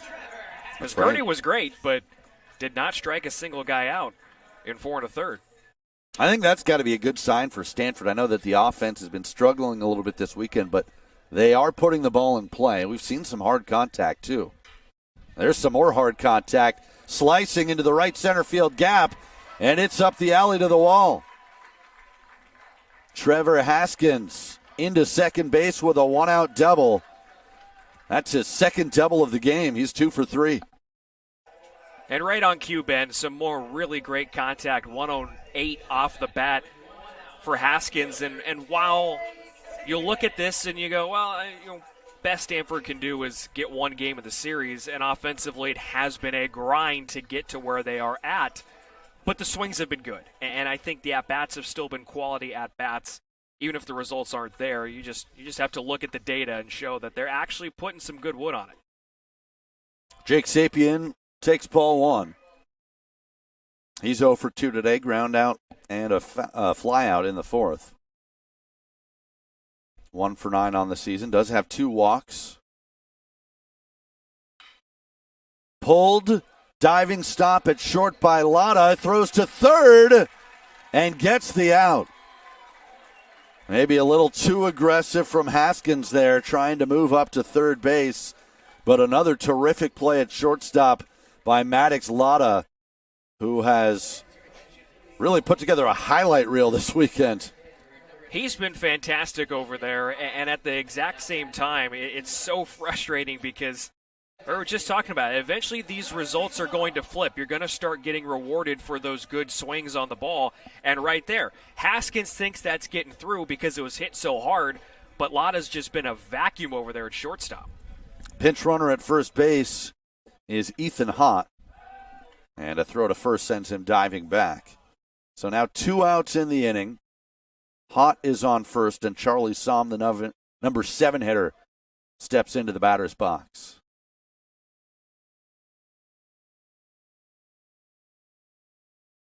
Krikoski, another throw to first. Somm 0 for 2 in this one. He's 2 for 9 on the season with a home run in Game 2 of Friday's doubleheader.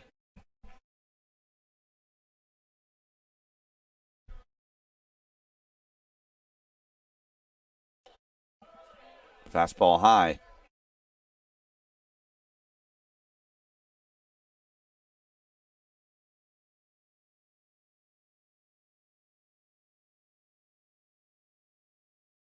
Stanford leading it 2-1.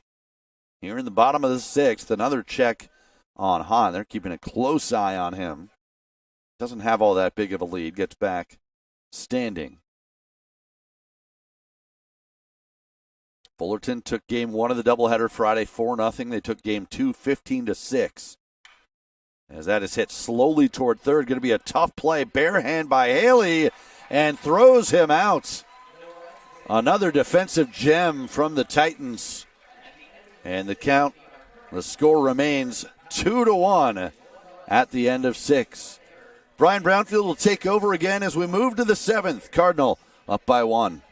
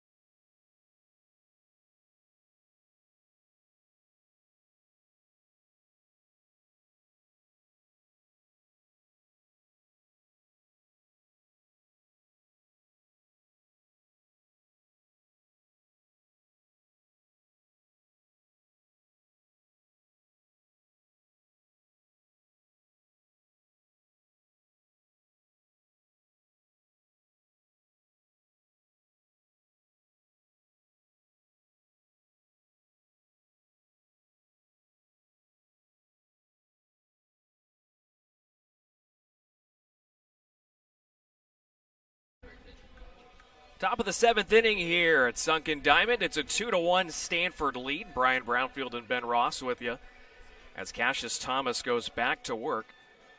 He got the last 2 outs of the 6th and kept the Cardinal in front despite Fullerton getting the tying run 90 feet away at third. Jack Haley will lead it off for the Titans. He goes after the first pitch, pops it up right side, and that one will reach the seats. And a great barehanded snag made by a gentleman in the last row over there. If this were a Savannah Bananas game, that would be an out. I want to go to one of those. I'll be there in May. Jealous. Bunt laid down towards third. Barehanded. Becerra's throw is in time. Wow. Nicely done at third. Only one option for Timo Becerra. That's to go with the bare hand, and he made it look easy. We saw Jack Haley make a bare hand play to end the bottom of the 6th, and now I guess turnabout is fair play. as Timo Becerra takes a bunt hit away from him. Anything you can do, I can do better for out number 1 in the 7th, and that brings up Eli Lopez. Some defensive changes for Stanford as Ethan Hott stays in the game. He plays center. And the first pitch to Lopez is just a bit inside. And that will move Court McDonald from center to left. So the new outfield alignment, McDonald, Hott, and Campbell in the outfield from left to right. 1 ball, no strikes on Lopez, who's 1 for 2. And the pitch stays inside again. 2-0.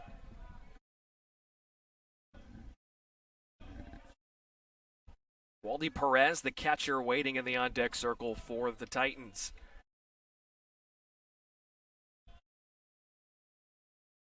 Thomas breathes and delivers. That one close. Probably should have been a strike. Maybe a bit high, yeah. It's just looking at our little electronic strike zone.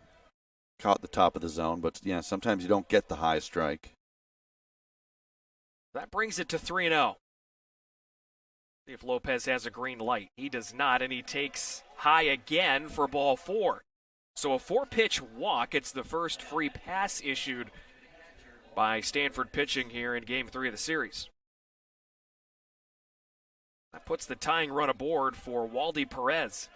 And this is interesting because you don't often see a sacrifice bunt with 1 out, but you got your number 9 hitter up in Perez.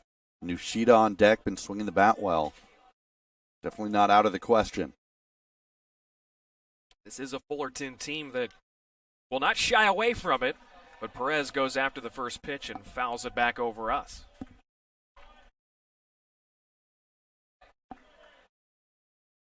They were tops in the Big West last season, was Fullerton, in sacrifice bunts and in sacrifice flies. And there weren't a lot of offensive numbers that really jump off the page when you look at how Fullerton played last season. Swing and a miss. Good breaking ball that time at 85 from Thomas. Yeah, that's perfect location, down and away. Might have even caught the strike zone. And now you're in a good situation ahead in the count. See if he sets him up to go up and in with a fastball. More slides to the outer half, and they go with another pitch that's down and away. This time Perez laying off, and the count runs to 1-2. The way that Fullerton plays, you get a lot of games like this, a lot of close games late. And this is really the first one of the series. That one just missed again. It was a touch low with the off-speed pitch. And the count evens up at 2-2. Couple of good 2-strike takes from Perez. And now, if you're Thomas, do you try and go fishing once more, or do you come back maybe to a fastball elevated? Runner bluffs. The pitch is right there on the inside corner for a called third strike. High octane from Cassius Thomas at 94. And that's what can happen when you mix your pitches well. Perez wasn't sure if he was going to go fastball, just couldn't pull the trigger. And a big second out. But now back to the top of this Titan order, and Draven Nishida. Nishida 1 for 3 with a base hit that came in the third off of the Stanford starter Nick Dugan.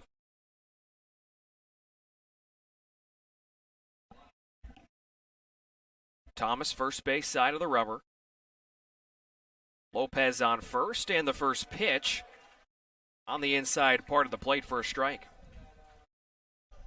Fullerton was very good in close games last season. They were 18-11 when the game was decided within 3 runs or less. But they struggled late in the season, including how their season ended here in the Bay Area. Misses outside. That's 1 ball and 1 strike. Their last 12 games of the season, 6 of them were decided by 3 runs or fewer, and Fullerton went just 1-6 in those games. Where, of course, they met the Cardinal here in the regional And Stanford knocked him out. Swing and a miss. Pitch bearing down and away. Good late life on that fastball from Thomas. And they count 1 ball and 2 strikes. Lopez walked. He's on first. Outfield playing Nishida to go the other way towards left center. 1-2. Downstairs. Moore stops it. And he gets up quickly from behind the plate to keep Lopez at first. That's a big block by Moore, obviously, keeping that run out of scoring position.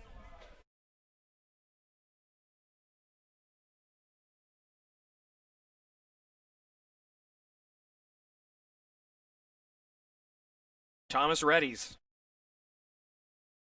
Takes a peek at first. And his pitch. Slow roller left side, charging Becerra from behind the mound to first, and the inning is over. So the 1-out walk does not come back to hurt Thomas and the Card, and it's time to stretch here on the farm. Stanford leads it 2-1 as we head to the bottom of the 7th.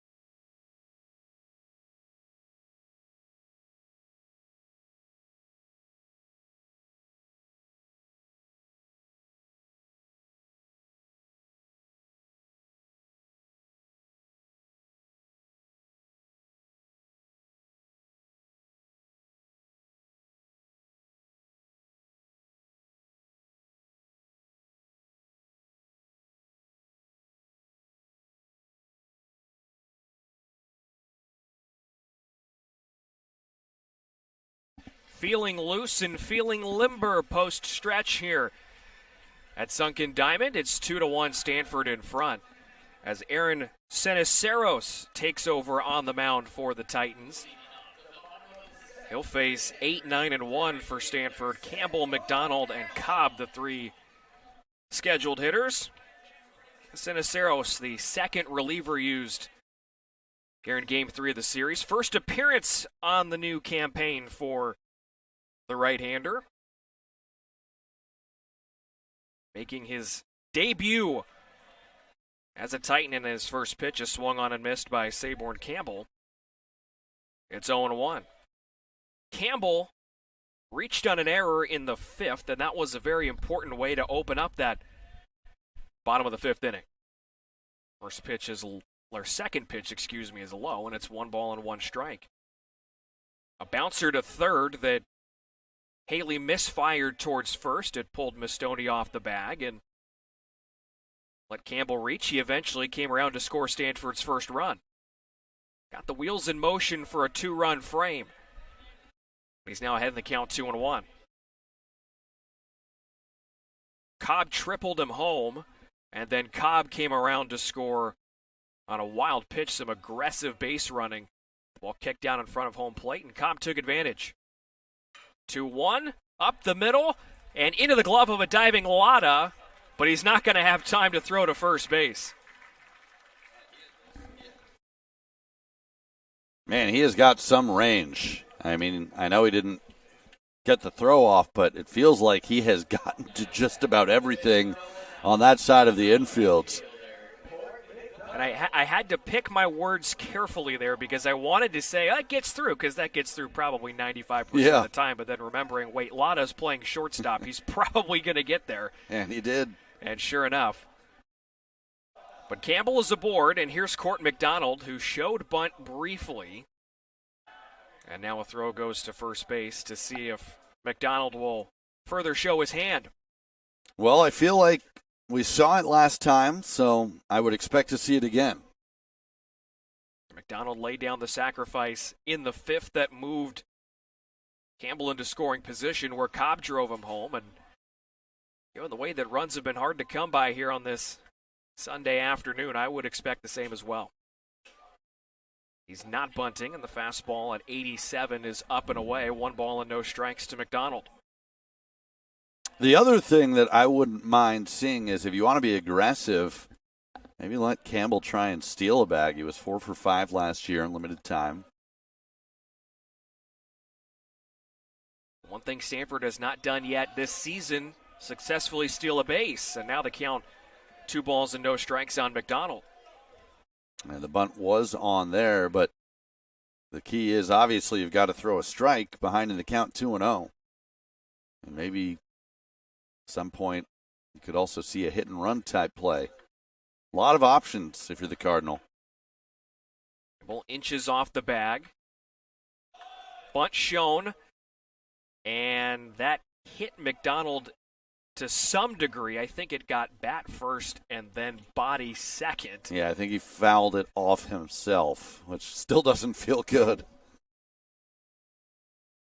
Which was bearing in, and McDonald was kind of hanging over the plate a little bit with his bunt stance being shown. So it's 2-1. Owen Cobb waiting on deck. Stanford up 2-1, bottom of the 7th. Shorter lead this time for Campbell and a throw back to first. Well, and 2-1 certainly could be a hit and run count if you elect to utilize that strategy. As we see a left-hander loosening up for Fullerton, that's the junior Michael Flores.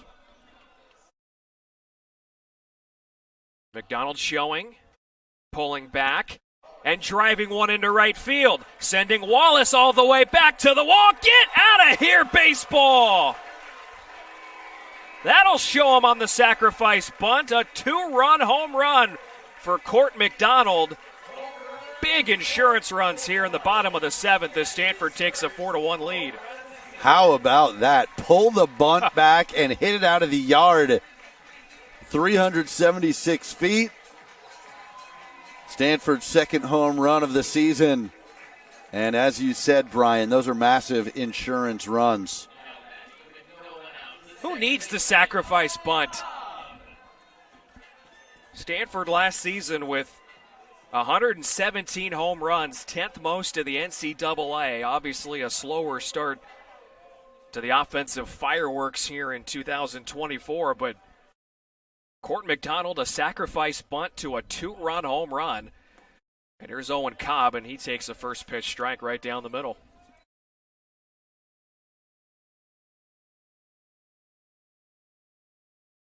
Cobb's had a great game as well. 2 triples, an RBI, and a run scored. He shows bunt and pulls back and takes low. And the count 1 ball and 1 strike. That's the first home run of the career for Court McDonald. Only got 4 at-bats last season as a freshman. Didn't take him long this year. Cobb rips one into left field. Bardowell's not going to get it. It drops for a hit, and Cobb wants more. He's around first. Here comes the throw. It's not in time. This Owen Cobb guy, he's fun to watch at the top of the Stanford lineup. He's taken extra bases with every single time he's reached base today. Third extra base hit of the day. 2 triples and a double. Yeah, he's electric. Great speed, and he's going to be fun to watch at the top of the order this year. I mean, you think back to both of the triples that Cobb had, they probably are doubles for most guys, but Cobb read it well, got aggressive, and took the extra bag. And then that's just a ball that drops into shallow left field. But Cobb says, you know what? They're going to play it in slow. I'm going to take an extra 90, and he does so. Looks like a call to the bullpen here for Fullerton, so we'll step aside as the Cardinal offense coming to life here in the 7th. 2 runs already on the board and looking for more as Stanford leads at 4-1 in the bottom of the 7th.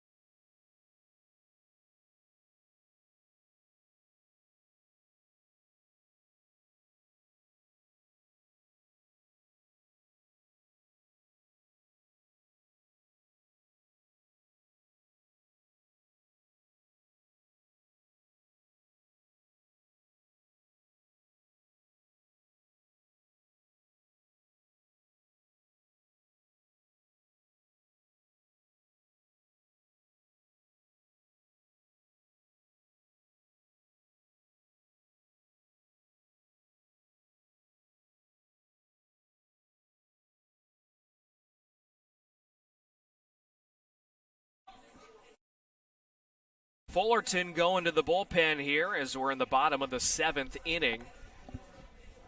Aaron Ceniceros comes in and faces 3 batters. All 3 reach an infield single, a 2-run home run by Court McDonald, and then a double by Cobb chases him after just 11 pitches. So the Titans go to Michael Flores, the left-hander, who's making his Cal State Fullerton debut.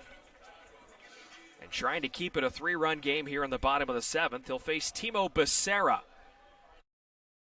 The lefty kicks and delivers. Becerra drops a bunt down, but it's foul up the third base line. So Flores, 5'8", 160 pounds. He's from Corona, California. And transferring into the Titans program from Mount San Antonio College, where he spent 2 seasons pitching there. Becerra 0 for 3 and takes outside with a breaking ball. So no sign of a bunt on that second pitch. The strategy becomes interesting. If you do sacrifice, you get another runner to third with less than 2 outs. Probably you would see Malcolm more than walked. Fastball on the outside corner at 88 for a strike.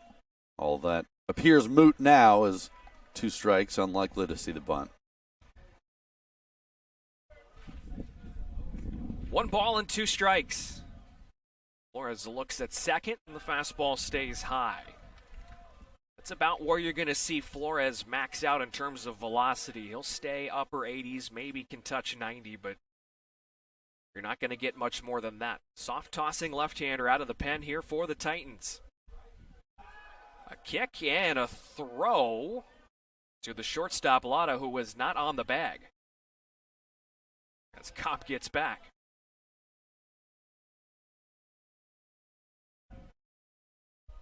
Outfield playing shallow in center and right for Becerra. Straight up and left for Bardowell. Cobb extends at second, and the pitch is outside. Wind is picking up, blowing out to right field. We've seen a couple of home runs go there today. And the clouds are rolling in as well. It's interesting because the wind is blowing out to right, but the clouds are coming in from right. 2-2, spoiled foul, and just off to our right. Well, this was expected right around this time, maybe a little bit later in the afternoon. But again, this was supposed to be right when we were starting 105. They moved it up to 11:05 to try and get the game in before any rain came. It was a beautiful morning. Oh, yeah. It was sunny, and we were talking about how we weren't expecting to have to need sunscreen today, but in the morning we did. Yeah, how's my forehead? Looks fine. I don't see any burns, so I think you're good. It's fouled off back to the screen once again. The count stays at 3-2. Good battle going here between Flores and Becerra. The dangerous Malcolm Moore waiting on deck. Cobb on second. Nobody out in the seventh. And another payoff, and that's a called third strike. Just barely catching the bottom of the zone with a fastball. It froze Becerra, and that's out number one. That's a perfect pitch right at the knees. And it's a huge out, obviously, with Malcolm Moore coming up. You didn't want to put another base runner on, and now it does give you the option to pitch around Moore, although you've got the lefty-lefty matchup here. But with first base open, you can be careful.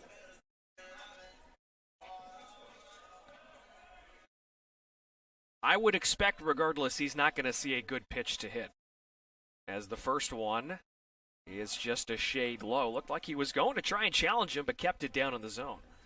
It's 1-0.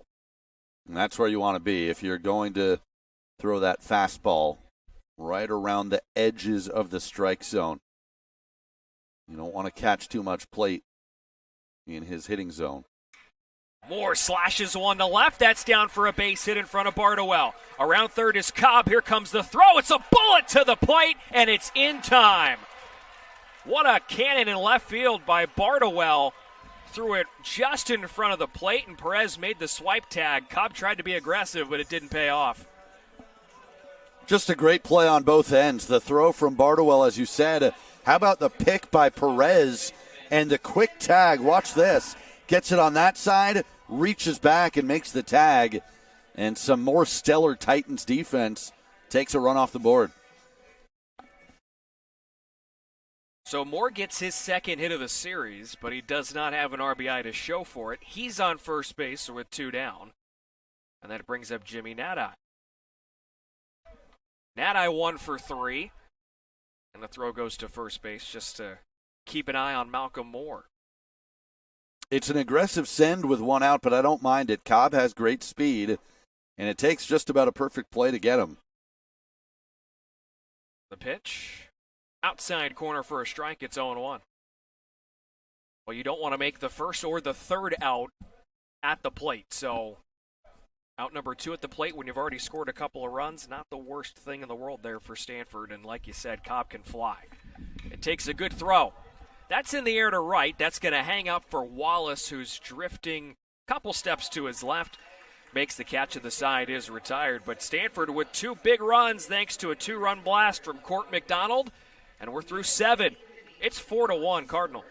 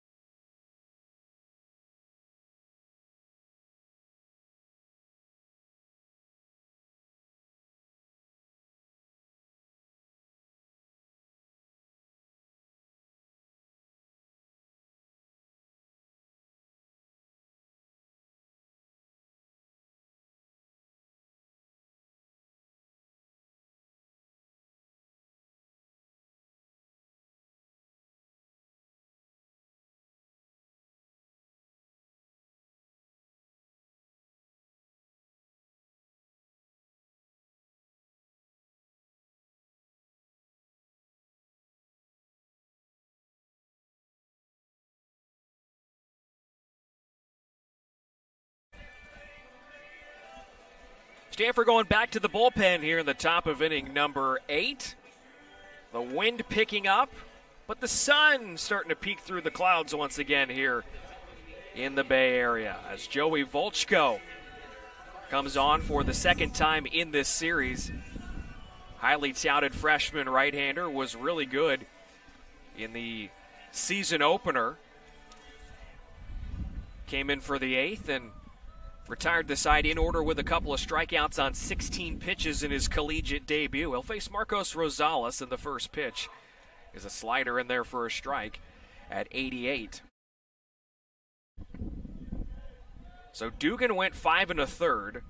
Cassius Thomas gets 5 outs for the second appearance in a row, and now it's 0-2 on Rosales. After another nasty slider, that one swung through and missed.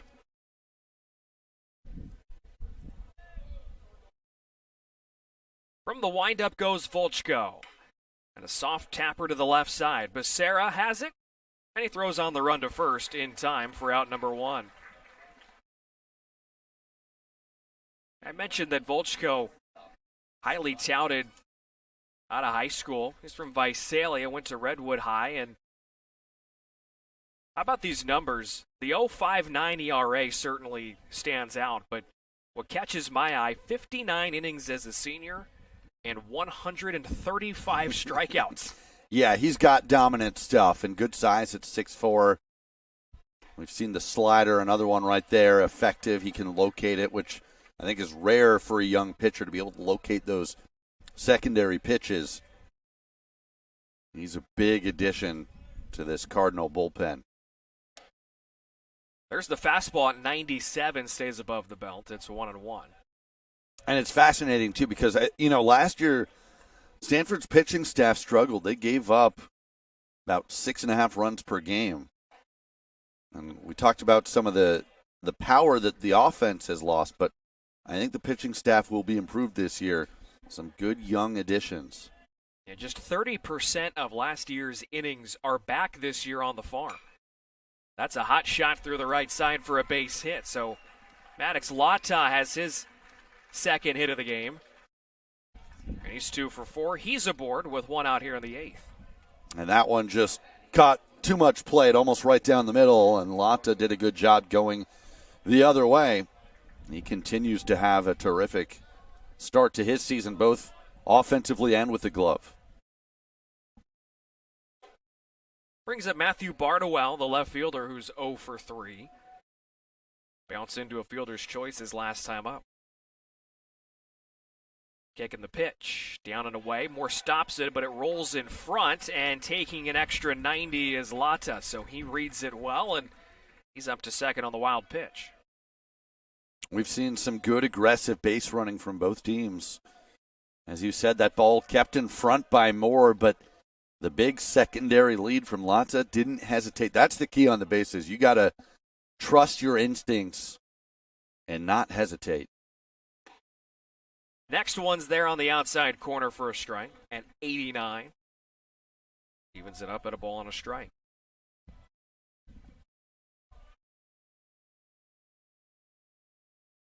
With that 2-run home run by Court McDonald, that's got to be nice for Volchko. Does not have to focus as much on the run at second base as Bardowell taps that one foul. Now it's a 1-2 count. Yeah, it's a good point. Obviously, you'd prefer to not give it up, but you have a little bit of a cushion. You're more interested in just getting outs. Cal State Fullerton down to 5 outs left in this game. Volchko delivers. That's just low. An appeal down to first base, and Alex Ortiz says no swing on one that probably could have been called a strike. Yeah, that's borderline. One of those 50-50 type pitches. A great 2-strike pitch from Volchko. Couple looks and a 2-2 in the dirt. Went back with the slider, and Moore smothers that one. And now, we talk about that 3-run lead. You do not want to give up a free base here and bring the tying run to the plate. Which would be in the form of the future number 1 draft pick in Colby Wallace. The pitch is in the dirt, and it's ball 4. So all of a sudden, things have gotten hairy here in the 8th. And that's going to result in Thomas Eager coming out and having a chat with his young right-hander. Torin O'Haron is warming up. You see him there for Stanford. Another young right-hander, sophomore, 6'1". He pitched on Friday as well in Game 2 of that doubleheader. So Colby Wallace will be the man to bat, and Wallace has had himself a series. He's had himself a Sunday as well.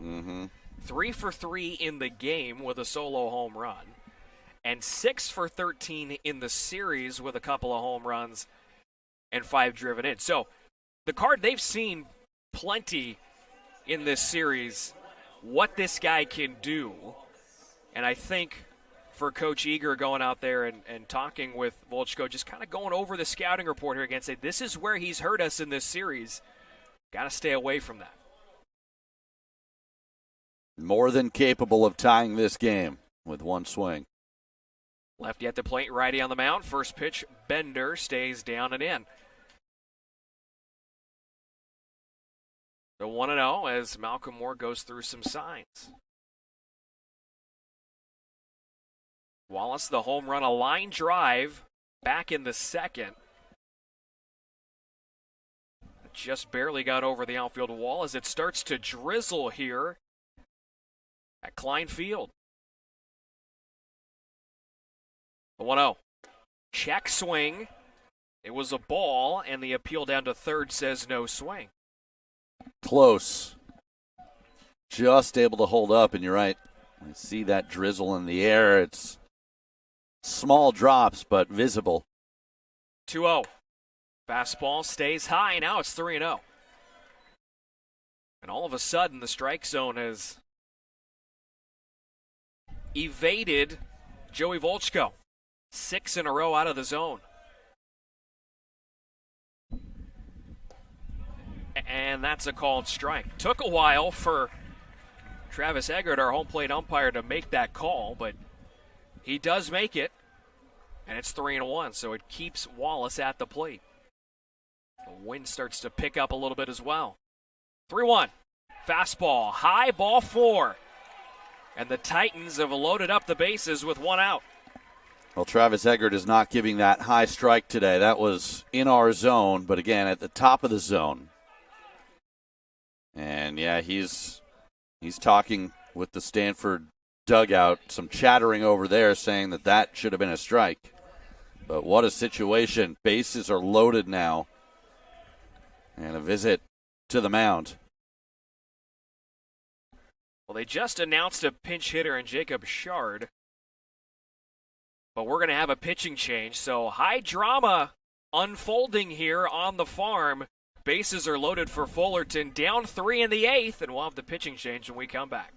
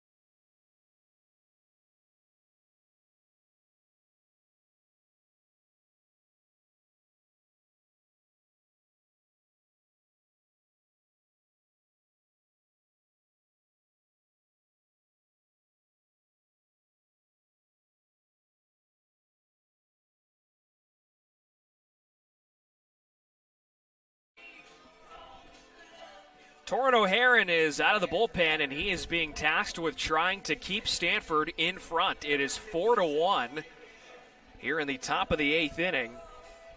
But the Titans have made it interesting. They chased Joey Volchko after he got out number 1.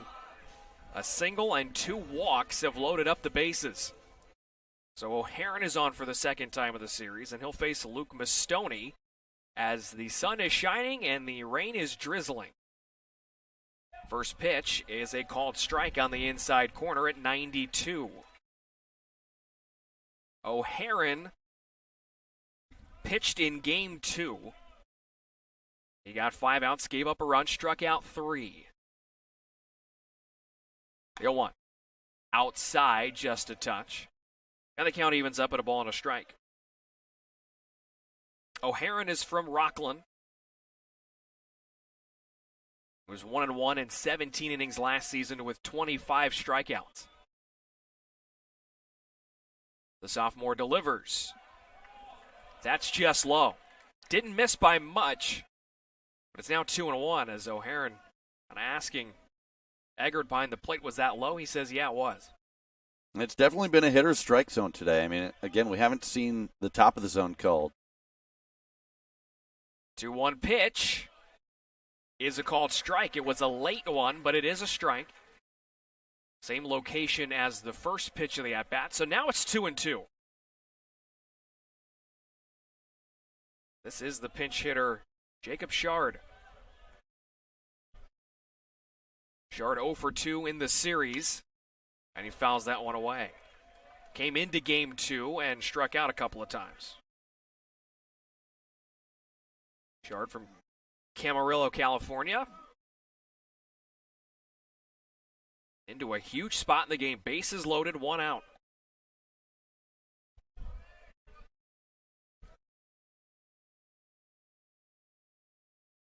Another 2-2. Lifted, foul, left side out of play. Good at bat, coming off the bench. He's up there battling.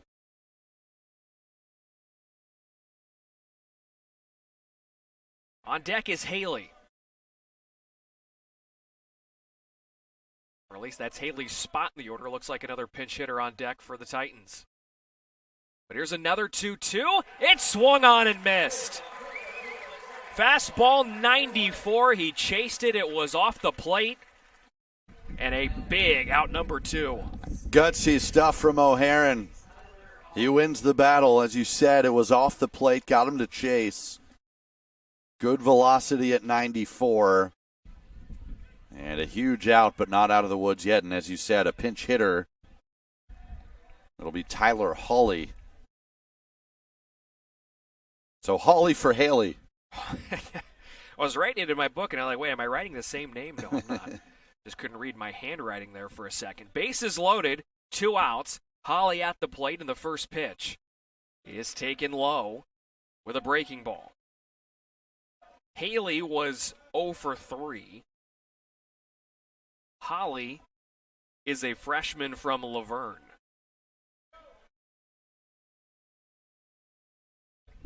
Oh for 2 in the series, has walked twice, check swing liner, foul, wide of first. And the count evens up at 1-1. Big spot off the bench for a freshman. And thrown right into the battle here, and I like it. I mean, this is how you get your team ready for conference play, especially both of these teams young. You got to give them reps in big spots. Jason Dietrich trying to pull the right strings. The 1-1's a called strike. Just barely caught the zone, and a picture-perfect pitch on the inside part of the plate. Now it's 1-2. Lotta, Bardowell, and Wallace are the runners. O'Haron's 1-2 pitch is a breaking ball low.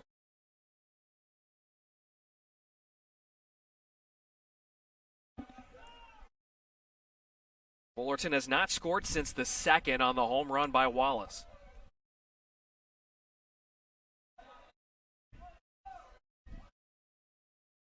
0 for 3 with runners in scoring position today. 1 for 10 with men on.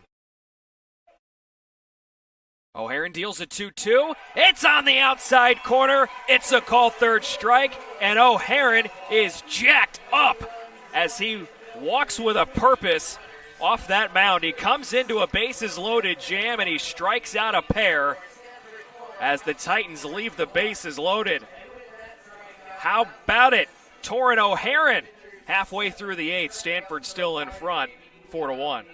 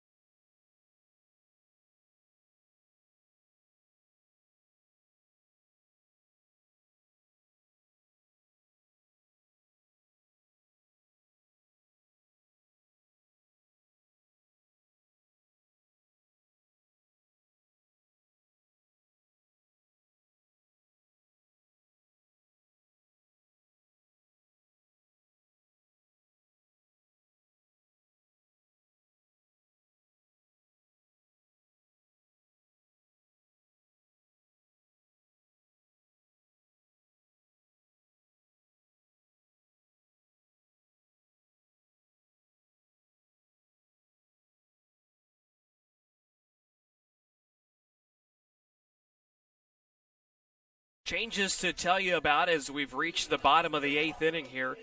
At Klein Field at Sunken Diamond as the sun once again peeking through the clouds on what has been a relatively pleasant day. The weather's starting to turn as rain is in the forecast, but here in the bottom of the 8th, shouldn't be much of an issue.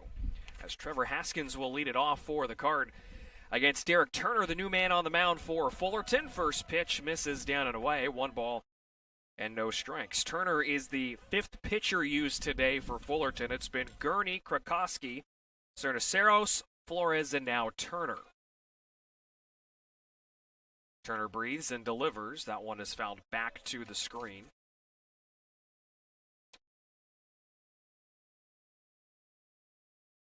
First time in the series for Turner, who wears number 54. Freshman from Thousand Oaks, California, 6'1", 175. And the pitch is outside. Going up against Haskins, who's had a good game. He's got doubles in his last 2 at-bats. Part of 9 hits on the afternoon for Stanford. Fastball in there for a strike. And it's 2-2.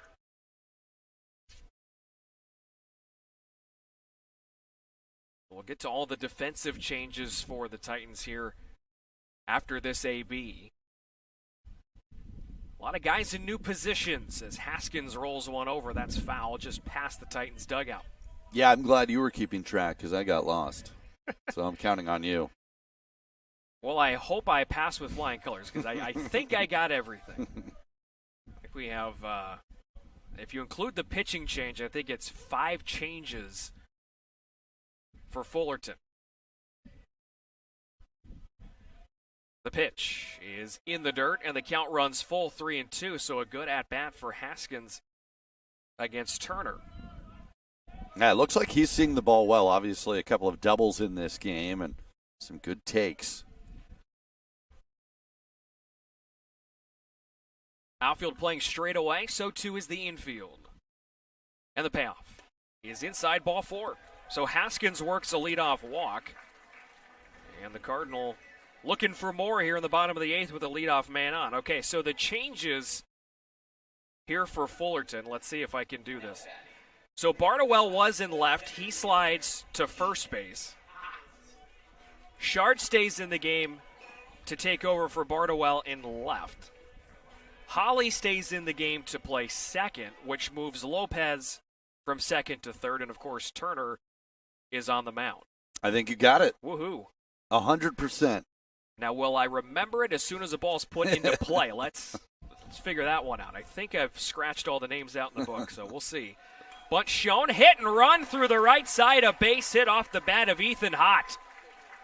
Haskins is only able to get to second base, but you put the guy in motion. Holly, the second baseman, has to cover the bag, and the right side of the infield is wide open. It's a thing of beauty, isn't it? Just perfect. As you said, Holly opens up that side of the field, and Holt puts it right through. Love to see a nicely executed hit and run. So now 2 on, nobody out for Charlie Somm, the designated hitter. We'll see if Stanford flashes bunt again here. Somm's hands are down. He was turning to show it as the throw went to second base. It appears we will see a sacrifice attempt here. Of course, any extra runs you can get would be very important. We've seen what this Fullerton lineup can do, specifically 15 runs in Game 2 of this series. So you'd like to build up as much of a lead as you can. Somm showed it, pulled it back, now shows it again, and pulls it back again as he takes low with a fastball. 1 ball and no strikes. Stanford has laid down a sacrifice in this game successfully. That was McDonald in the 5th. Of course, they bluffed a sacrifice in the 7th, and Court McDonald put one over the wall. Now, why don't they do that again? I would do the it's easy, right? I would do the fake sacrifice home run play. Yeah. Where's that in the Baseball 101 book? Step and a throw, and in with a dive at second is Haskins. Haskins and Hott, the 2 on base for the Card. They lead 4-1, bottom of the 8th.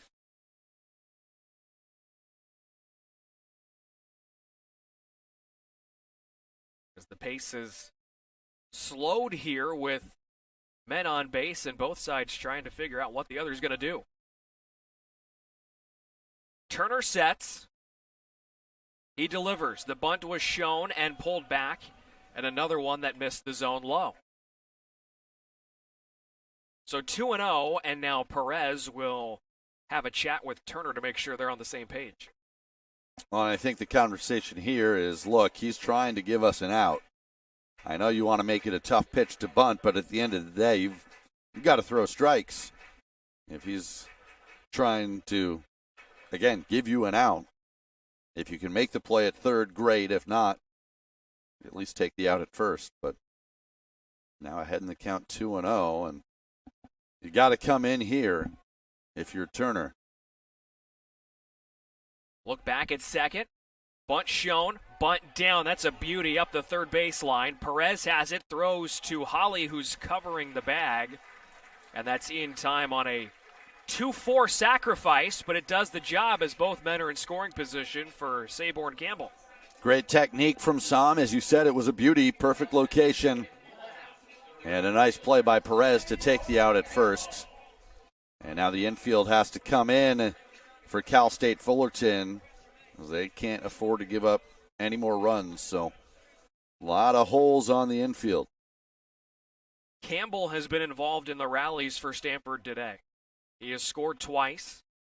He's got a base hit. First pitch check swing on one that missed down and away, and no swing, says Alex Ortiz. It's 1-0. You go back to the fifth. Campbell reached on a throwing error by the then third baseman Jack Haley. Eventually scored the Cards' first run. That one's down and away. Now it's 2-0. And then he set the table again in the seventh with an infield single and scored on the McDonald home run.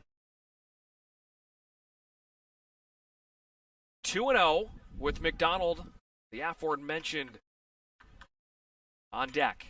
And a line drive foul down the right field line. Good pitch to hit there for Campbell. Fastball at 94.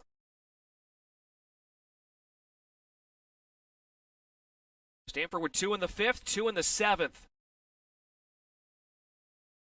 And looking for at least 2 in this inning. Fastball up and in. As it backs Campbell out of the way. Now it's 3-1. You've got first base open, so you don't want to give in here, but you also have Court McDonald on deck, who homered his last time up. 3-1. Breaking ball bends into the zone. That was relatively good pitch to hit, but with the 3-1, Campbell making Turner commit. So it's 3-2. Infield stays in for Fullerton. And the payoff.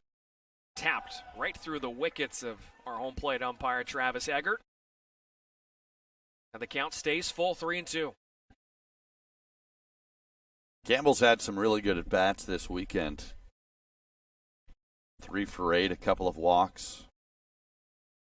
This has been a good one, too. Another payoff by Turner, and it's right there on the inside corner for a called third strike. And Campbell knew it. That's a nice breaking ball. We saw it on 3-1. Came back with it, and that's a huge second out. Allows the infield to move back to their normal depth. So the Titans defense can relax a little bit as McDonald makes his way back to the plate. Don't imagine he's going for the bunt here. No. So he's gonna try to do it the old-fashioned way. First pitch is just off the plate. 1 ball, no strikes. McDonald's first collegiate home run back in the seventh for a couple of big insurance runs for Stanford. Infield playing him slightly to pull. Deep at second is Holly. The 1-0 is outside. It's tricky because, as you mentioned a hitter ago, Ben, you do have first base open, but I don't think you want to put another guy on and load the bases for the man on deck because that's Owen Cobb, who's got 3 extra base hits today. The 2-0, that's up and away. Now it's 3-0. In danger of doing just that, you're right.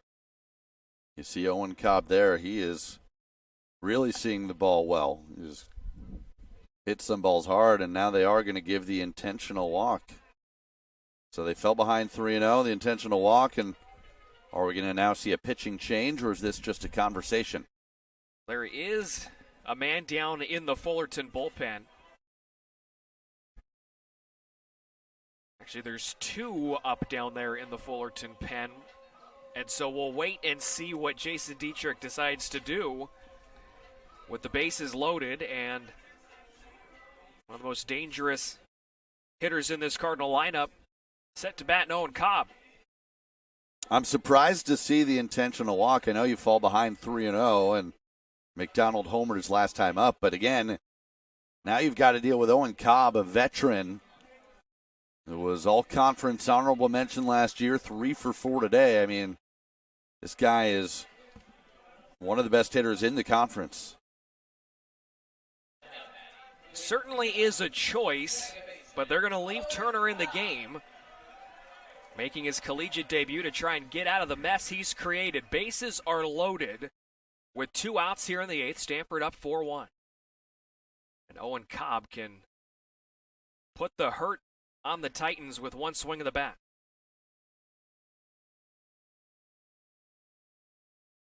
First offering. Good one. Caught the outer half of the plate with the breaking ball. Yeah, it feels like that's the pitch he's most comfortable with right now. He's throwing it for strikes.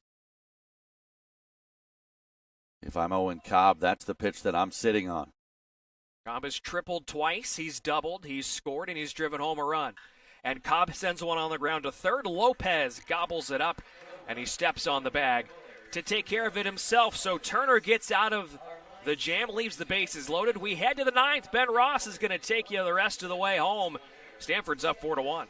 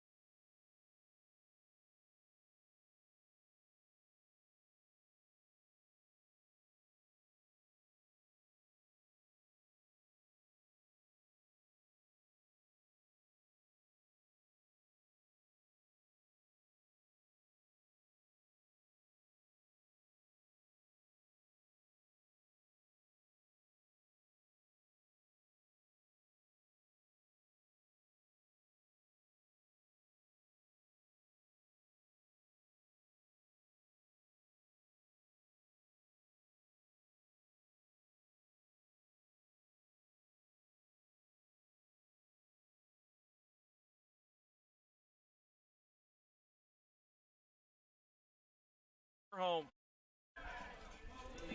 We've reached the ninth inning at Stanford. The Cardinal trying to lock down their first win of the year, leading Cal State Fullerton 4-1. And they will turn to the freshman right-hander Aiden Keenan, 6'1", 192 out of Morgan Hill, went to Live Oak High School. His second appearance of the weekend, pitched in Game 2 of the doubleheader, an inning and two-thirds, gave up 1 run, 3 strikeouts, and a walk. And he will be facing the 8-9-1 hitters, beginning with Eli Lopez. Fastball high, 1-0. Lopez 1 for 2 with a walk. He singled in the 5th inning, walked in the 7th. 1 for 5 on the season. And a fastball misses away, 2-0. 1 run, 7 hits, 1 error for Cal State Fullerton. 4 runs, 10 hits, no errors for Stanford. As the 2-0 pitch is fouled away. And it's 2-1. Each team has left 9 runners on base. We've seen some good pitching in big moments. Fullerton 0 for 4 runners in scoring position. As that one inside nearly hit him, 3-1. Cardinal 2 for 11 with runners in scoring position today. So Lopez ahead in the count, 3-1, trying to get on base. Fullerton needs 2 base runners to bring the tying run up. And a fastball high, a leadoff walk. The last thing you want to do with a 3-run lead. And now we're going to have a pinch hitter for Waldy Perez. It'll be Moises Guzman.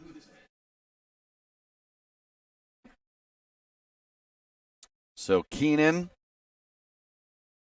trying to pick up the save.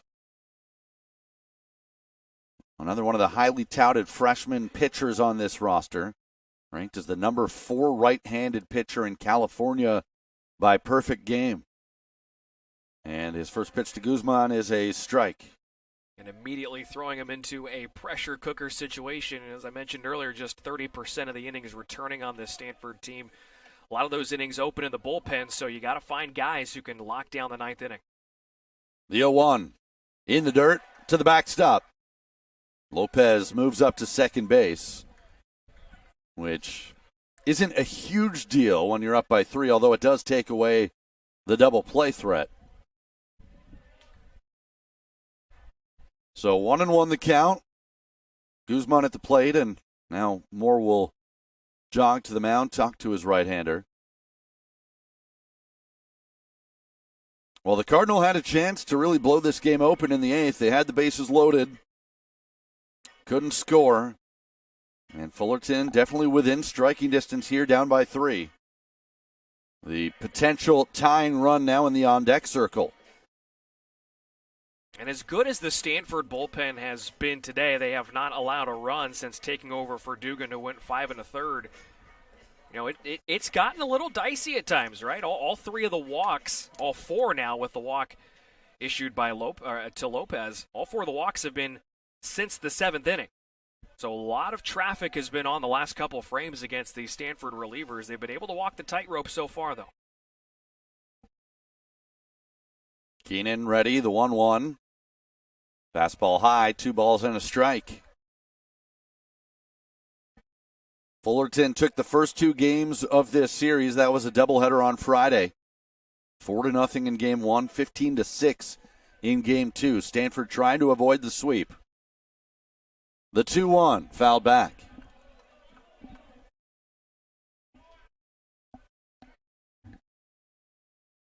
It's a new look Cardinal team. A lot of sluggers from last year's squad gone. Stanford has made 3 straight College World Series. The 2-2 in the air, foul territory. Nadi drifting, tough play, makes the catch, and hurls it back to third base to keep Lopez at second. That is not an easy play with how far he had to go with the wind swirling, and a big first out.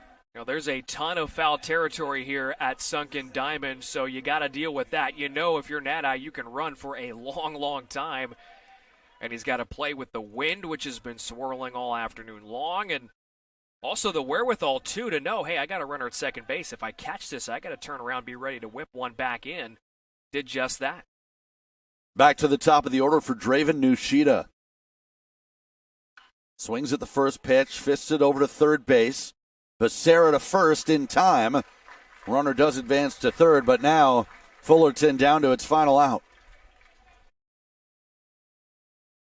And what a way to bounce back here for Keenan after putting that leadoff guy aboard with the walk. He has now found the strike zone, and he's really jamming these guys. I mean, the at bat by Guzman, he didn't square that one up at all on that, a little jam shot over to the left side. He's starting to miss barrels, and that's what they like about him. He knows how to do that. He's just got to stay inside the zone. Here's Marcos Rosales, swing and a miss. The Cardinal 1 out away from their first win of the season. Lopez on third. The 0-1 to Rosales. Chopper up the middle. Haskins there, throws to first. Ball game over. Stanford wins it 4-1. And the save to the freshman, Aiden Keenan. Well, that was gutsy, Brian. As you said, the freshman put the leadoff man on via walk. It got a little dicey, but what a recovery. And the Cardinal in the win column this year. Got to give it to Stanford for the way they were able to bounce back here in this series finale against Fullerton, because they stuck it to him pretty good the first 2 games of this series. But Stanford, after, again, falling behind for the 3rd game in a row in the series, able to come back. The bullpen was fantastic today, not allowing a run in, 3 2/3 innings of work. Some timely hitting, which was missing on Friday. And a great start from the man on the mound. You see him there on the highlights. Nick Dugan was great. He gets the win, 5 1/3 innings, 5 strikeouts, just 1 run allowed. The loss, a tough luck loss for the freshman Chad Gurney. Gave up 1 earned run, 2 total runs in 4 1/3, and Aiden Keenan picks up the save. Final totals for Cal State Fullerton: 1 run, 7 hits, 1 error, and 10 runners left on base. For the Cardinal, 4 runs on 10 hits, no errors, and they left 9 on. Cal State Fullerton will hang around, take on San Jose State tomorrow. Stanford plays tomorrow as well against UNLV. That's a noon first pitch on the Pac-12 network. But that'll do it for us today. For Brian Brownfield and the rest of our crew, this is Ben Ross saying so long from Klein Field. Our final score once again, Stanford 4, Cal State Fullerton 1.